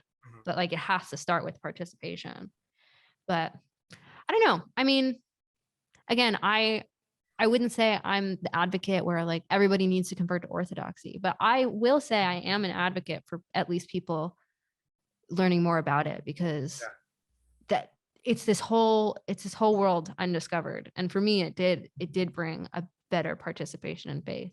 And I don't know if you've ever been to an Orthodox service, but it's something special. That's yeah. for sure. No, I hadn't. I did have a question on it though, because I'm trying to get a better. Because I have a friend. It's one of my wife's friends from med school who is Egyptian. She grew up Coptic, and from my understanding, that is Orthodox.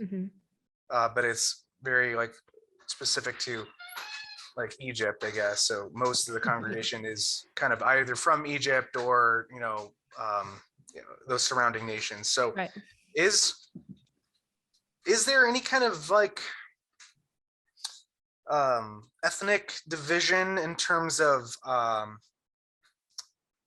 different races? Because or the different ethnicities, or I guess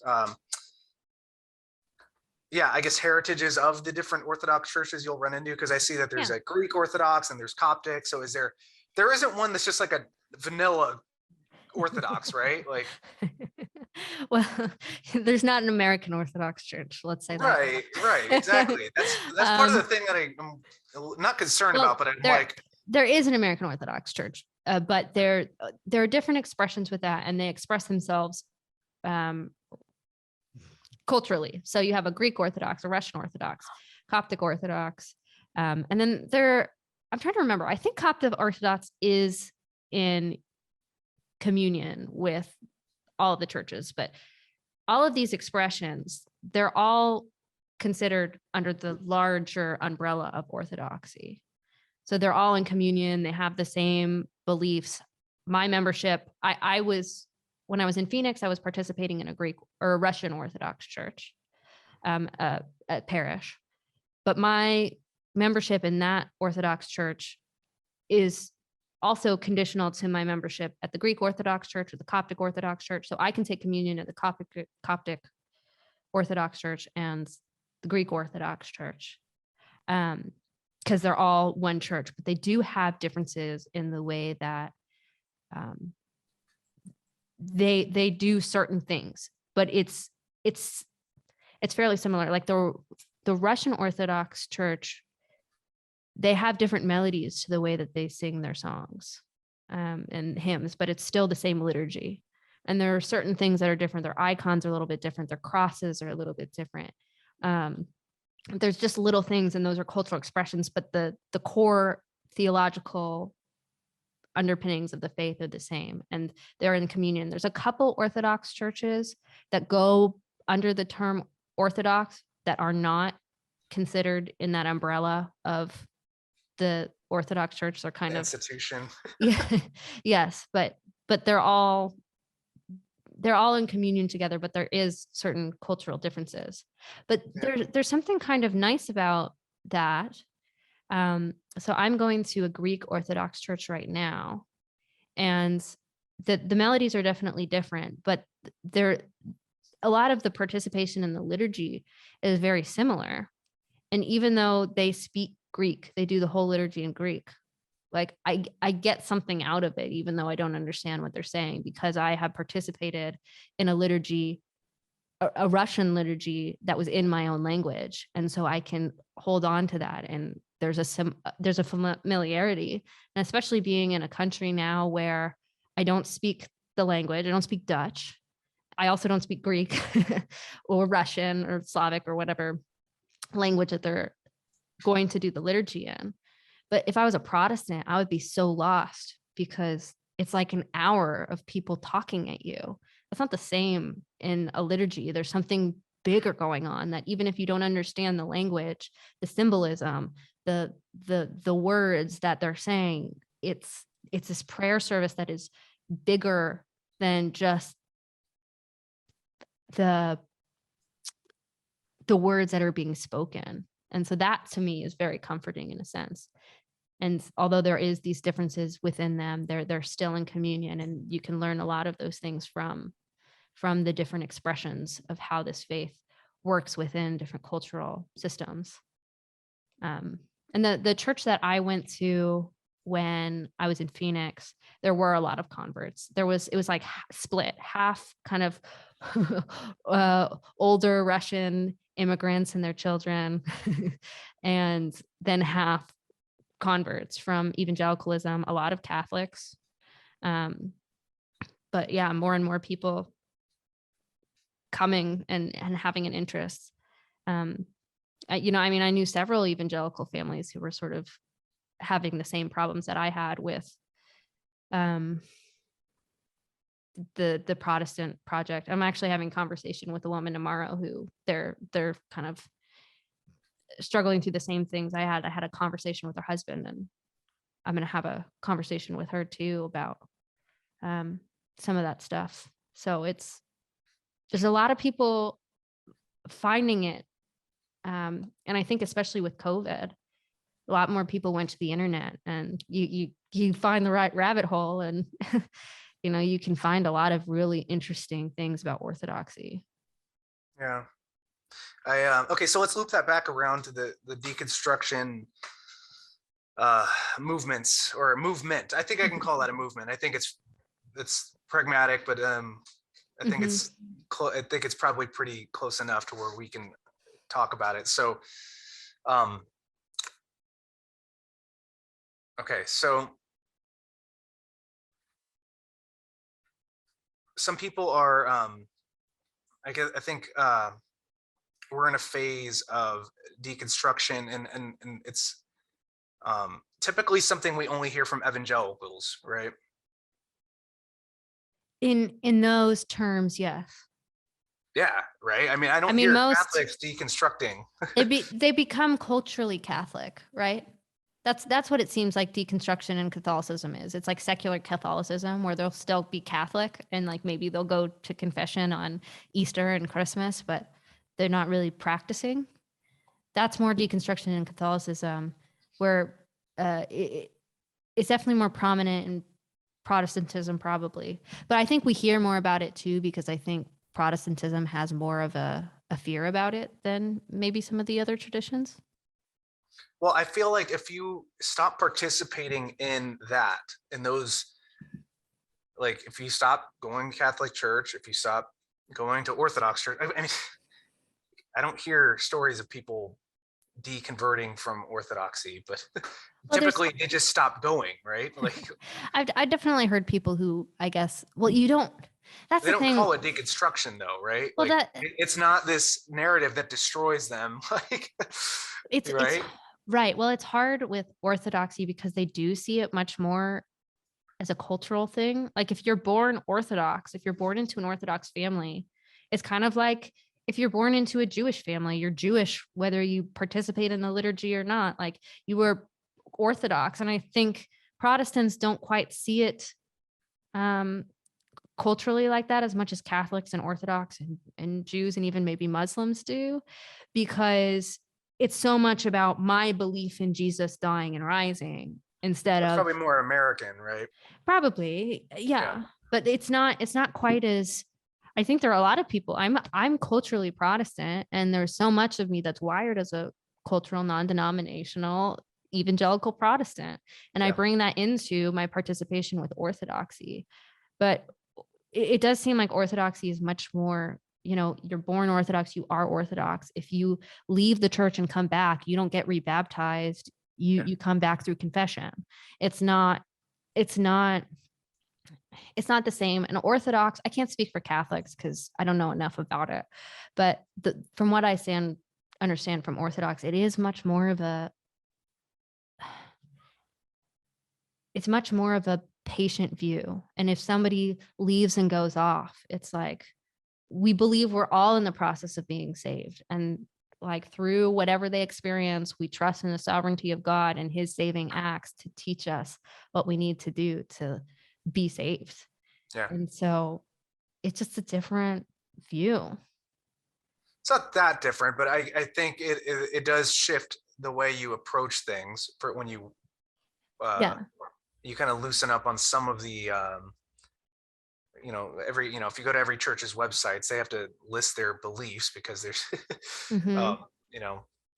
right.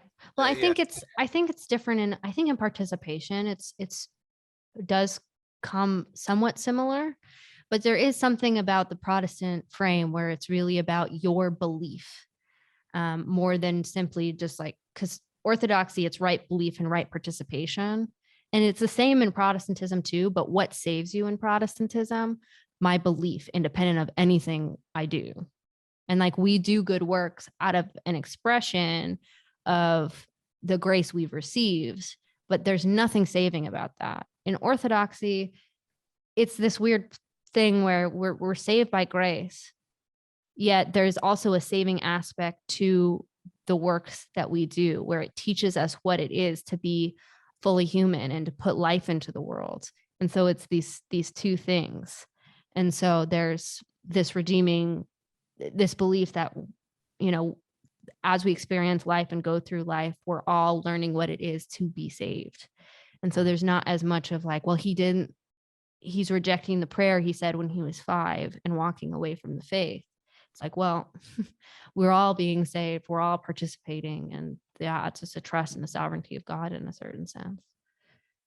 At least that's how I express it. I could be misunderstanding how it is. I don't want to be the spokesperson for all of this, but no, that sounds pretty in line with what I hear. I think you're understanding it well.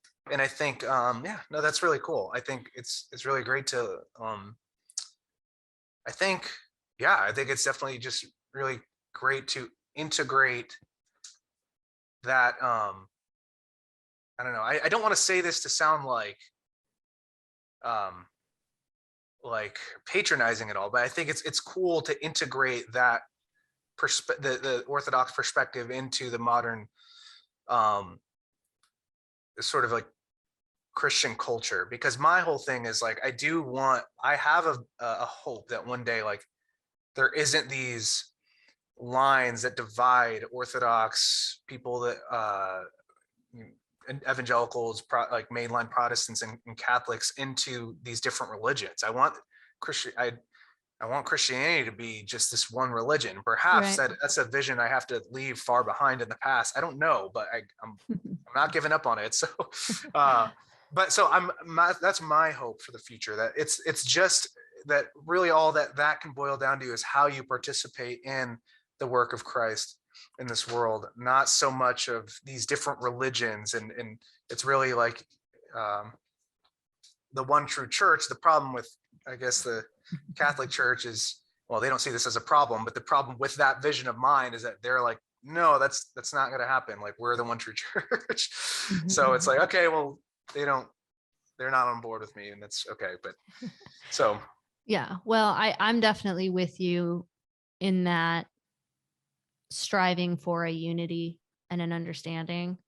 I'm definitely not for the separation or the disparaging of other religions. And expressions of Christianity. Because like I said, I still believe that at the end of the day, we are all worshiping the same God. We might not have all of the same frames, and we can certainly have discussions on the theologies, and those are important.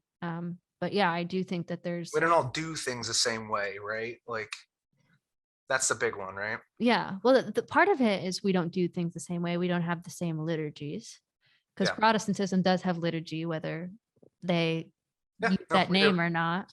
Yeah.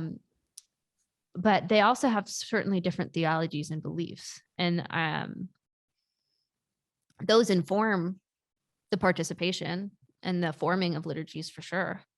And those are conversations we have to have, but I don't think it should be in this them against us. I'm fighting for the truth of my one true religion, of advocating for that unity and pursuing theology truthfully and the thing that makes the most sense. And for me, the methodology in which Orthodoxy comes to its understanding of theology makes more sense than a lot of Protestantism. And so for me, like, it makes the most sense to continue reconstruction there. Because that's, as much as I think deconstruction is a part of the process of coming to better religious belief, better participation, like, there's always going to be a place where that's going to happen. And it's going to happen to people in varying degrees. Deconstruction shouldn't be our endpoint, because if it's just deconstructing, we're taking everything apart, taking, this machine we had, it started clunking and it wasn't working right. And so we start taking it apart. And if we just keep taking it apart and throwing pieces everywhere, we're never going to solve the problem of the ineffective defect to the machine that we had or whatever. And I don't want to say that analogy making life too much reliant on systems, but that's the point, right? Most of us deconstruct because we saw something that didn't make sense, and so we started digging, pulling it apart, unpacking the suitcase. And at some point, if you want to live an integrated life, you can't just build on things you're against. You got to build on something you're for, and you got to find a way to do that better. And I think different people are going to come different ways, and you have to follow whatever conviction you're at. And I was convicted of orthodoxy, and so I walked that path. And it looks like you're probably going to go into some more exploration in different Protestantism, and that's your path. You got to do it. But I think having conversations like this too, where it's like, even I always get worried that Protestants think I hate them or am more angry than I am about it.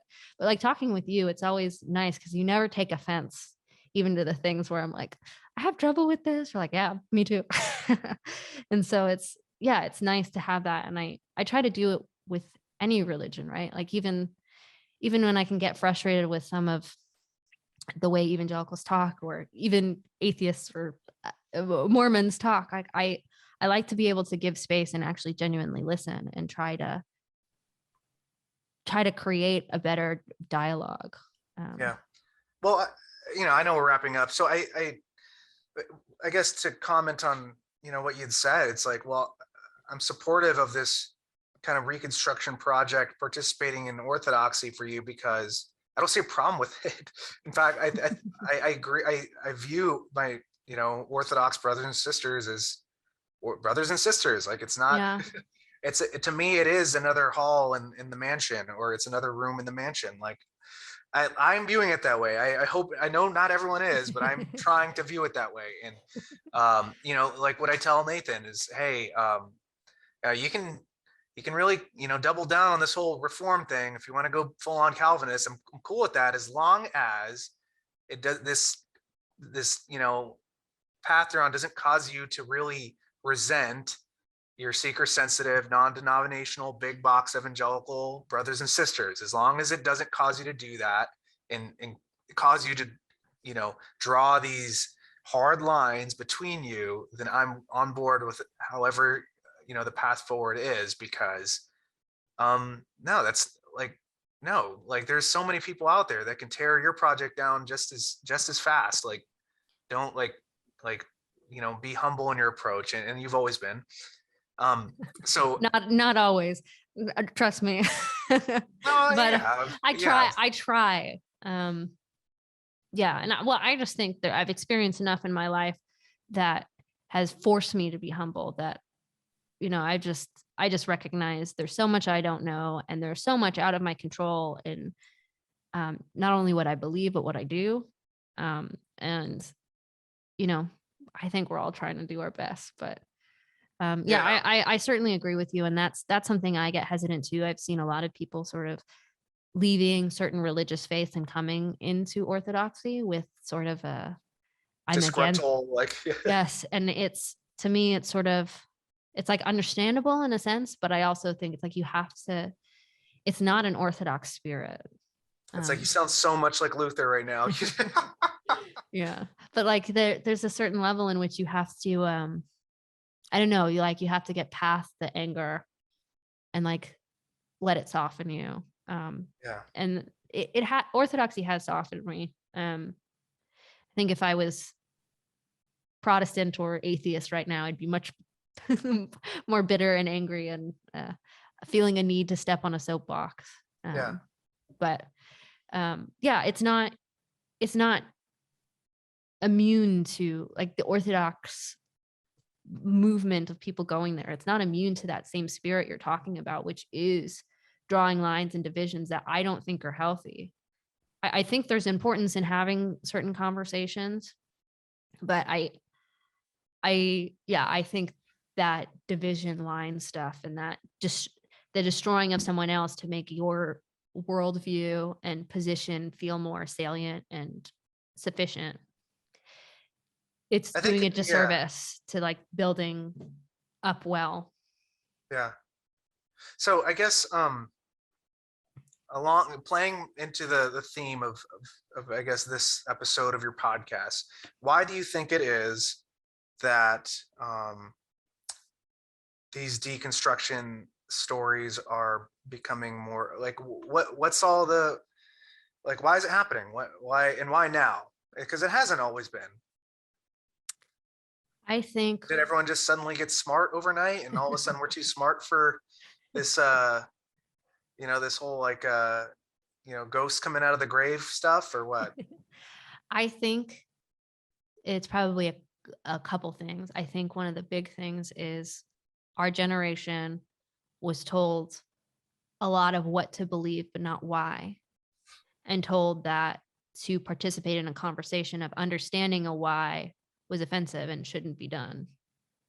And so you have all of these people who start seeing cracks in their foundation and recognize, oh, this is some of the most important things we need to be talking about. And they don't know how to do it well, because we were never given tools to. And so you get all different types of expressions of that. I think modernity has a lot to do with it. The rise of materialism and rationality being sort of the ultimate thing, makes it hard to, where it's, again, I'm not opposed to rationality. I think like thinking rationally is a part of how we can come to the understanding of religious truths, but making it a god in and of itself, I think, is a big problem, and it's starting to see cracks in that. But I think the truth is, a big part of it too is a lot of people seeing things that aren't true and rejecting them, that are built within the church. And you look at the rise of non-religious affiliated people. Most of those people aren't hardcore materialist atheists. Most of them are spiritual but not religious. They still believe in some type of God or some type of supernatural thing. They just don't know what it is, and they're done with the organized religion as it's developed. And So how old are you? Are you 28 or 29 or? I can't say my age on the internet. No, I'm just Okay, well, kidding. I'm 29. I can say my age over the internet. No, I'm 29. We're the same Okay. age. All right, so we're the same age. So I think what was it, 2010, where this video of this evangelical guy goes viral saying, "Why I hate religion but love Jesus." You ever Oh heard that? yeah, I remember that, that poet, Hmm. right? So well, I don't know much about the guy. I just remember that video and that But it was whole like a viral. spoken word poem, wasn't it? Yes, Yeah. yes, and I remember that was a viral thing, and that actually that thing really got so much attention that became this kind of like mantra for a little while. That it was basically like a thing that was supposed to help bridge a divide between like the secular world and in the church. Basically you can become a Christian without having to you know stop sacrificing to your gods. Basically, I don't know, maybe that's a little one-sided. Well, basically it was kind of like, yeah, basically my question to you is, do you think that kind of wave in contemporary culture did more harm than good? I don't know. I have to think about that. I mean, I think there's a piece of that where he's recognizing the thing that a lot of people are upset about, which is the way that the thing that church has become. And it's corrupted, and it's imperfect, and it's a lot of human built systems trying to make sense of how to get more people to God, at least in the West, as it portrays itself. And that's a very cynical view of it. I think No, I, that's I think there's a lot of good from that as well. It became a meme for a reason, because it resonated with probably a lot of people who didn't have words to say the thing he felt, and he gave them those words. And so, do I want people to leave religion? No. I think that's a disservice to them living well. But I also don't want them living a false religion. And can the church become that? Absolutely. I think even in an Orthodox frame, that participation in the church can become a false religion, because you're putting things in the wrong place. You're participating in the wrong mode. yeah. See, So I'm of the thinking that that kind of spirit actually did cause more harm than good. mm, And I think we're probably in the process of coming to understand that why in a mm, collective way. yeah, it may be true. I'd have to think about that a lot, because I do remember that video coming out. But Yeah, I everyone haven't was sharing thought. that on their Facebook feed. Yeah. Um, So so I guess to share my thought on why this deconstruction movement's happening, I think it's just because um, the identity, like people are not wanting to participate in something that's become unattractive, and there is a lot of stuff that's unattractive, and I don't. And again, I'm willing to throw shade on my own participation because I'm not perfect too, but it's yeah, like people like for me almost deconstructing to atheism, I didn't finally do it because I couldn't identify with all like the atheists I'd ever known. Like it was kind of this that was a big part of the anxiety, and it's like I didn't want to participate in the church of atheism. I didn't want to participate in the church of secularism or any other kind of church. The closest thing, and again, pragmatic, I know, but the closest thing was, what I knew. And so that's why I clung. Now there could be something better out there, fine. Um, and so again, that's kind of the beauty of Christianity, is there is a lot of room. Um, there is a lot more room than some churches will teach that there is, but right. I think it's this thing of identity. Like I don't, Mm, people losing the ability to identify or yeah, I guess falling out of identification with the tribes that they had grown up with because sometimes it is, more often than not, I hear these stories coming from people that are not, I guess you'd say sheltered, but the church is typically very narrow, right? There isn't this broad participation with lots of other, like there's not a ton of exposure to the outside world. We'll say that. Like a lot of the times I hear people say, I grew up in a Christian bubble, you know, and then I could watch Harry Potter. And then I discovered, 50 Shades of Grey or something, it's like, and then all of a sudden I came to reject the patriarchy. And it's like, okay, like, all right. So, whatever. So blah, blah, like, I think that is something that the church is going to have to change in, obviously, as the internet is becoming the platform that we live on more and more as we go in the future. Like I think that is where churches are going to have to start looking. And if you're going to be the kind of community that, I guess, rejects the future, like technology, like, it's fine, but you better hope that your community, if you want to keep your community, you better keep them insular. But that's my take on this whole deconstruction thing. I think it's like, hey, people don't want to identify with people that voted for Trump. They don't want to identify with these people that are just too narrow in their thinking. They don't like, they are not experiencing the mystical, and so they're not experiencing the transcendent. It's becoming boring. It's becoming dull. It's like they're not doing much. It's like, if anything, I'm having more fun with my work friends and my church friends, kind of thing. Like, not me. I'm just, a lot of the times that's my take on what people are experiencing. And, oh wait, these guys don't go to church. Okay, maybe I shouldn't be going to church either. Okay, and eventually you don't, and then eventually it's, yeah, you know what? I actually reject my upbringing, and so that could result in a conversion to some other high church tradition, or it can result in moving out of Christ altogether, or it can result in atheism.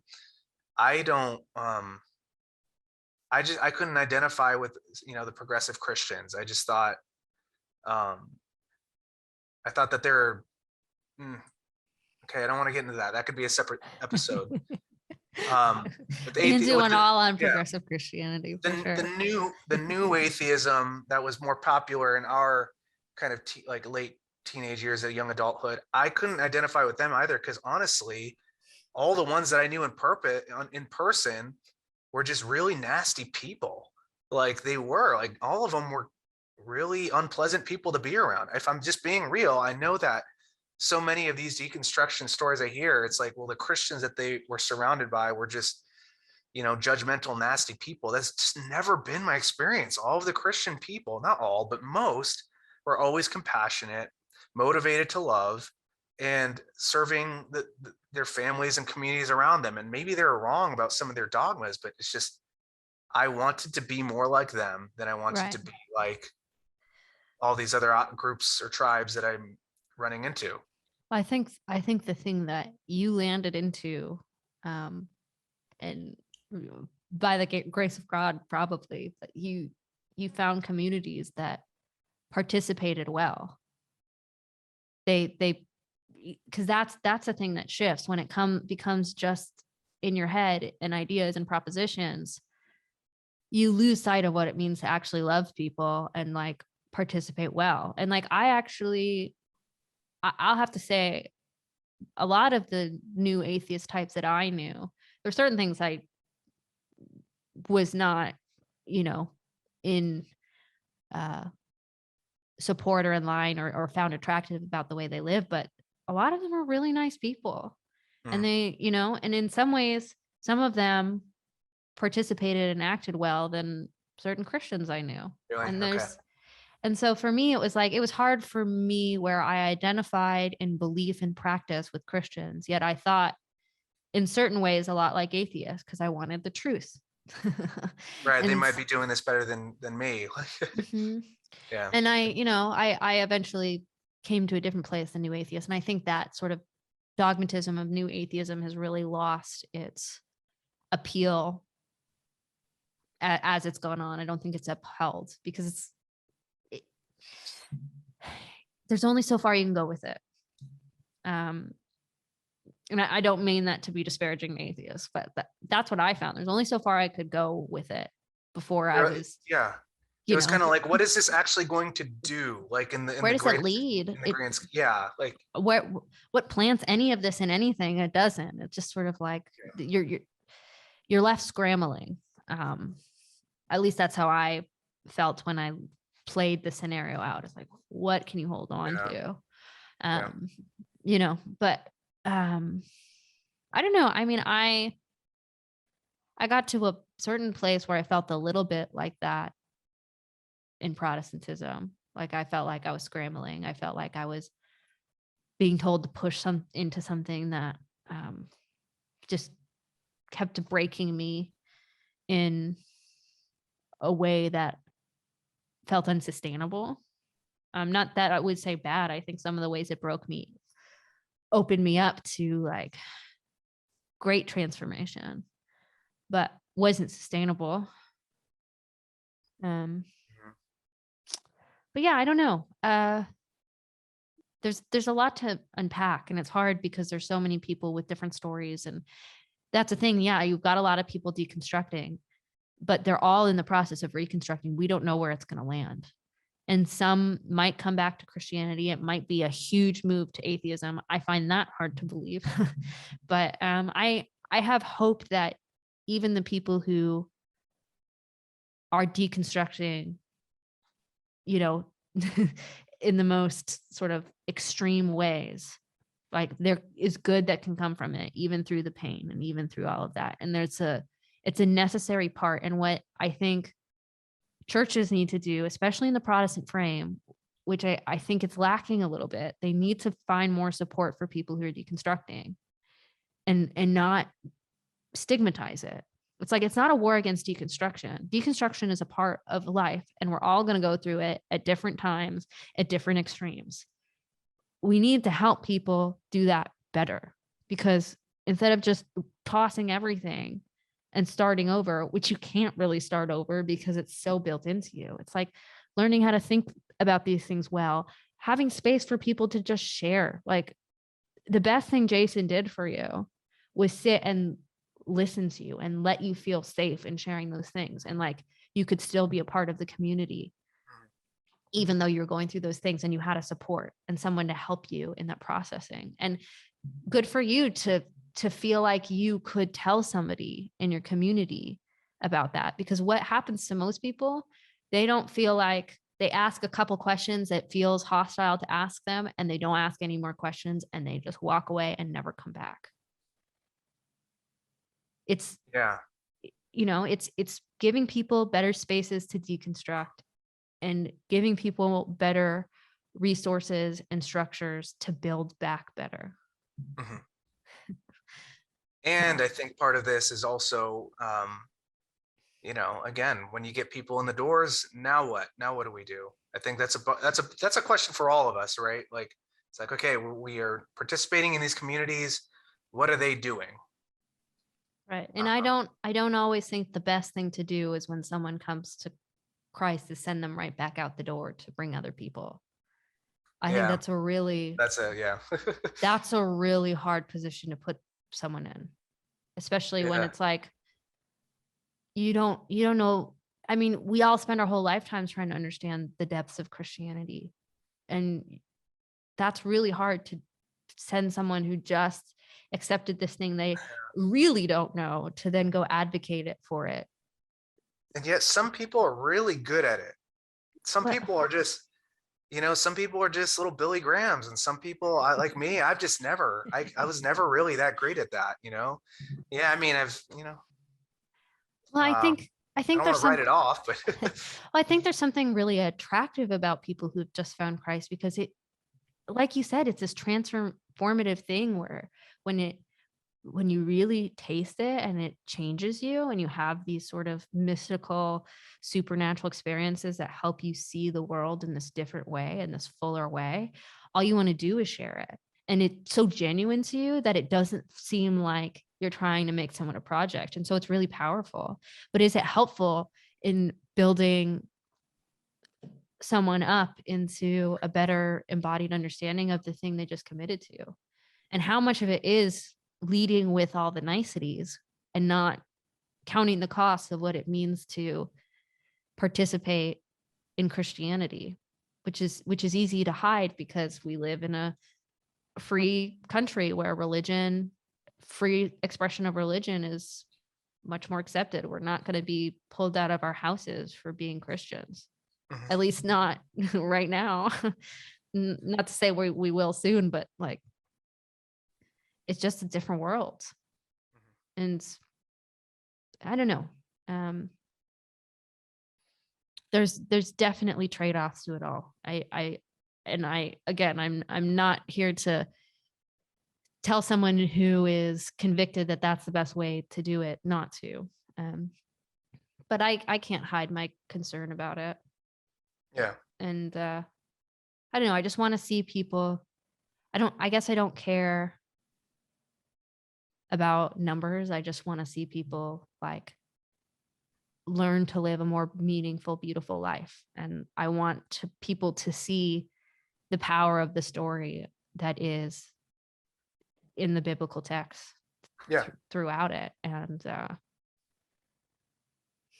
I think there's different people in the body, right? We all have different places and spaces. And you know, I think we're probably similar in the way that we like to express Christianity and in the way we embody and live it. Because I wouldn't say I was successful as an evangelical in the way a lot of people would claim success, where I can't claim anybody what came to Christ because of me. Certainly not being an evangelical. And like I wasn't trying to do that. I was just trying to share the best I could, the thing that gave me hope, and be there for people if I could. But yeah, I mean, for me, it was something. Evangelicalism was something different than the program I was handed, and it, you know, for me, it meant sitting in a bar talking philosophy with a bunch of comics and servers, and not caring whether they came to Christ or not. Yeah. That's really cool. I don't know. It's just different. And so, you know, I'm happy if people can find success in like these programmed paths. I felt it was limiting and opened the doors to certain problems in a healthy participation of church. Not that you couldn't participate healthily, but there's a lot of little pitfalls that distracted me from participating well.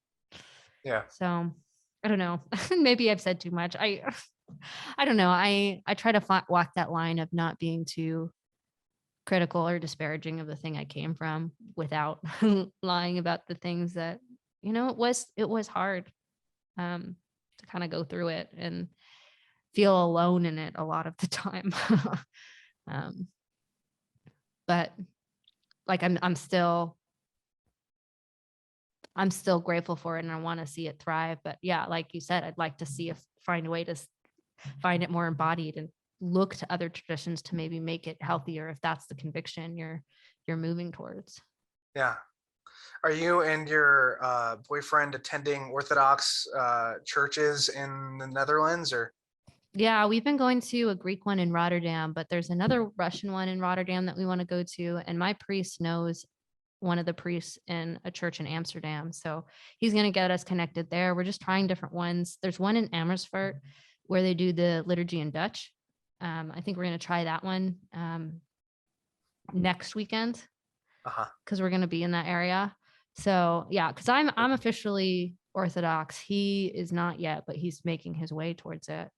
So okay.